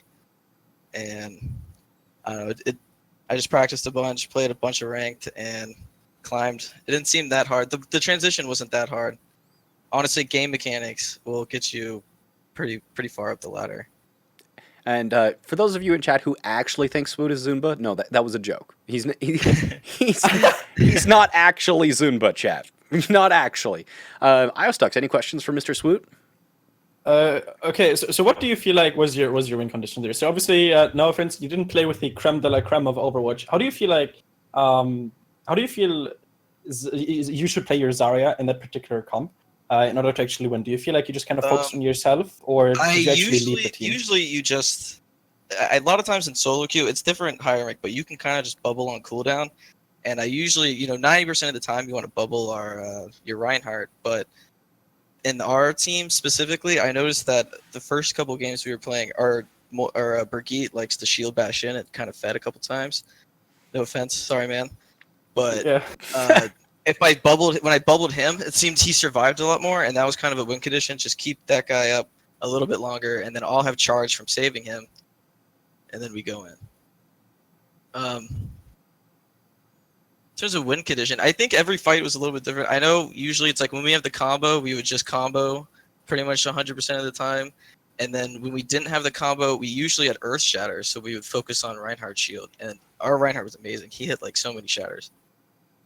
Yeah, Red Clones, despite being a low diamond Reinhardt, kind of kept numbered in check and actually managed to squeak out 2 critical shatters past his shield. I was a little worried that first fight on King's Road. They speed boosted in and Took us from behind. And Numbered got a 5K on you guys just with Yep. WM1. I was a little worried after that, but our team pulled it back.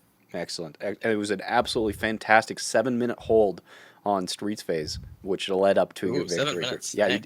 it was 7 minutes and 11 seconds Streets Phase hold to take the tournament. Cool.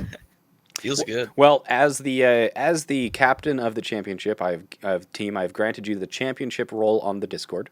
I have Ooh. emote slots to spare, so I would like to offer Team 21 and Team 6 an emote of their choice to be put onto the channel, as well as the undeniable MVP. I'm sure we can find some sort of swoot emote to go on the channel in your honor, at least until the Oh, next feels good. tournament, Thank while you you. have to defend your honor. Defend my crown. Defend your Right. crown. So make sure that you Hopefully send she's me. still meta Yeah, then. send me the list of Discord names. I need the Discord names of everyone who is on your team, so I can distribute the champion role across the Discord. Iostux, any questions for Swoot? No, not really. You killed stuff. Good. Thank Good you. Awesome. M1 usage. Thank you both for having me. Thanks, Swoot, and great job winning the tournament. Good luck next time.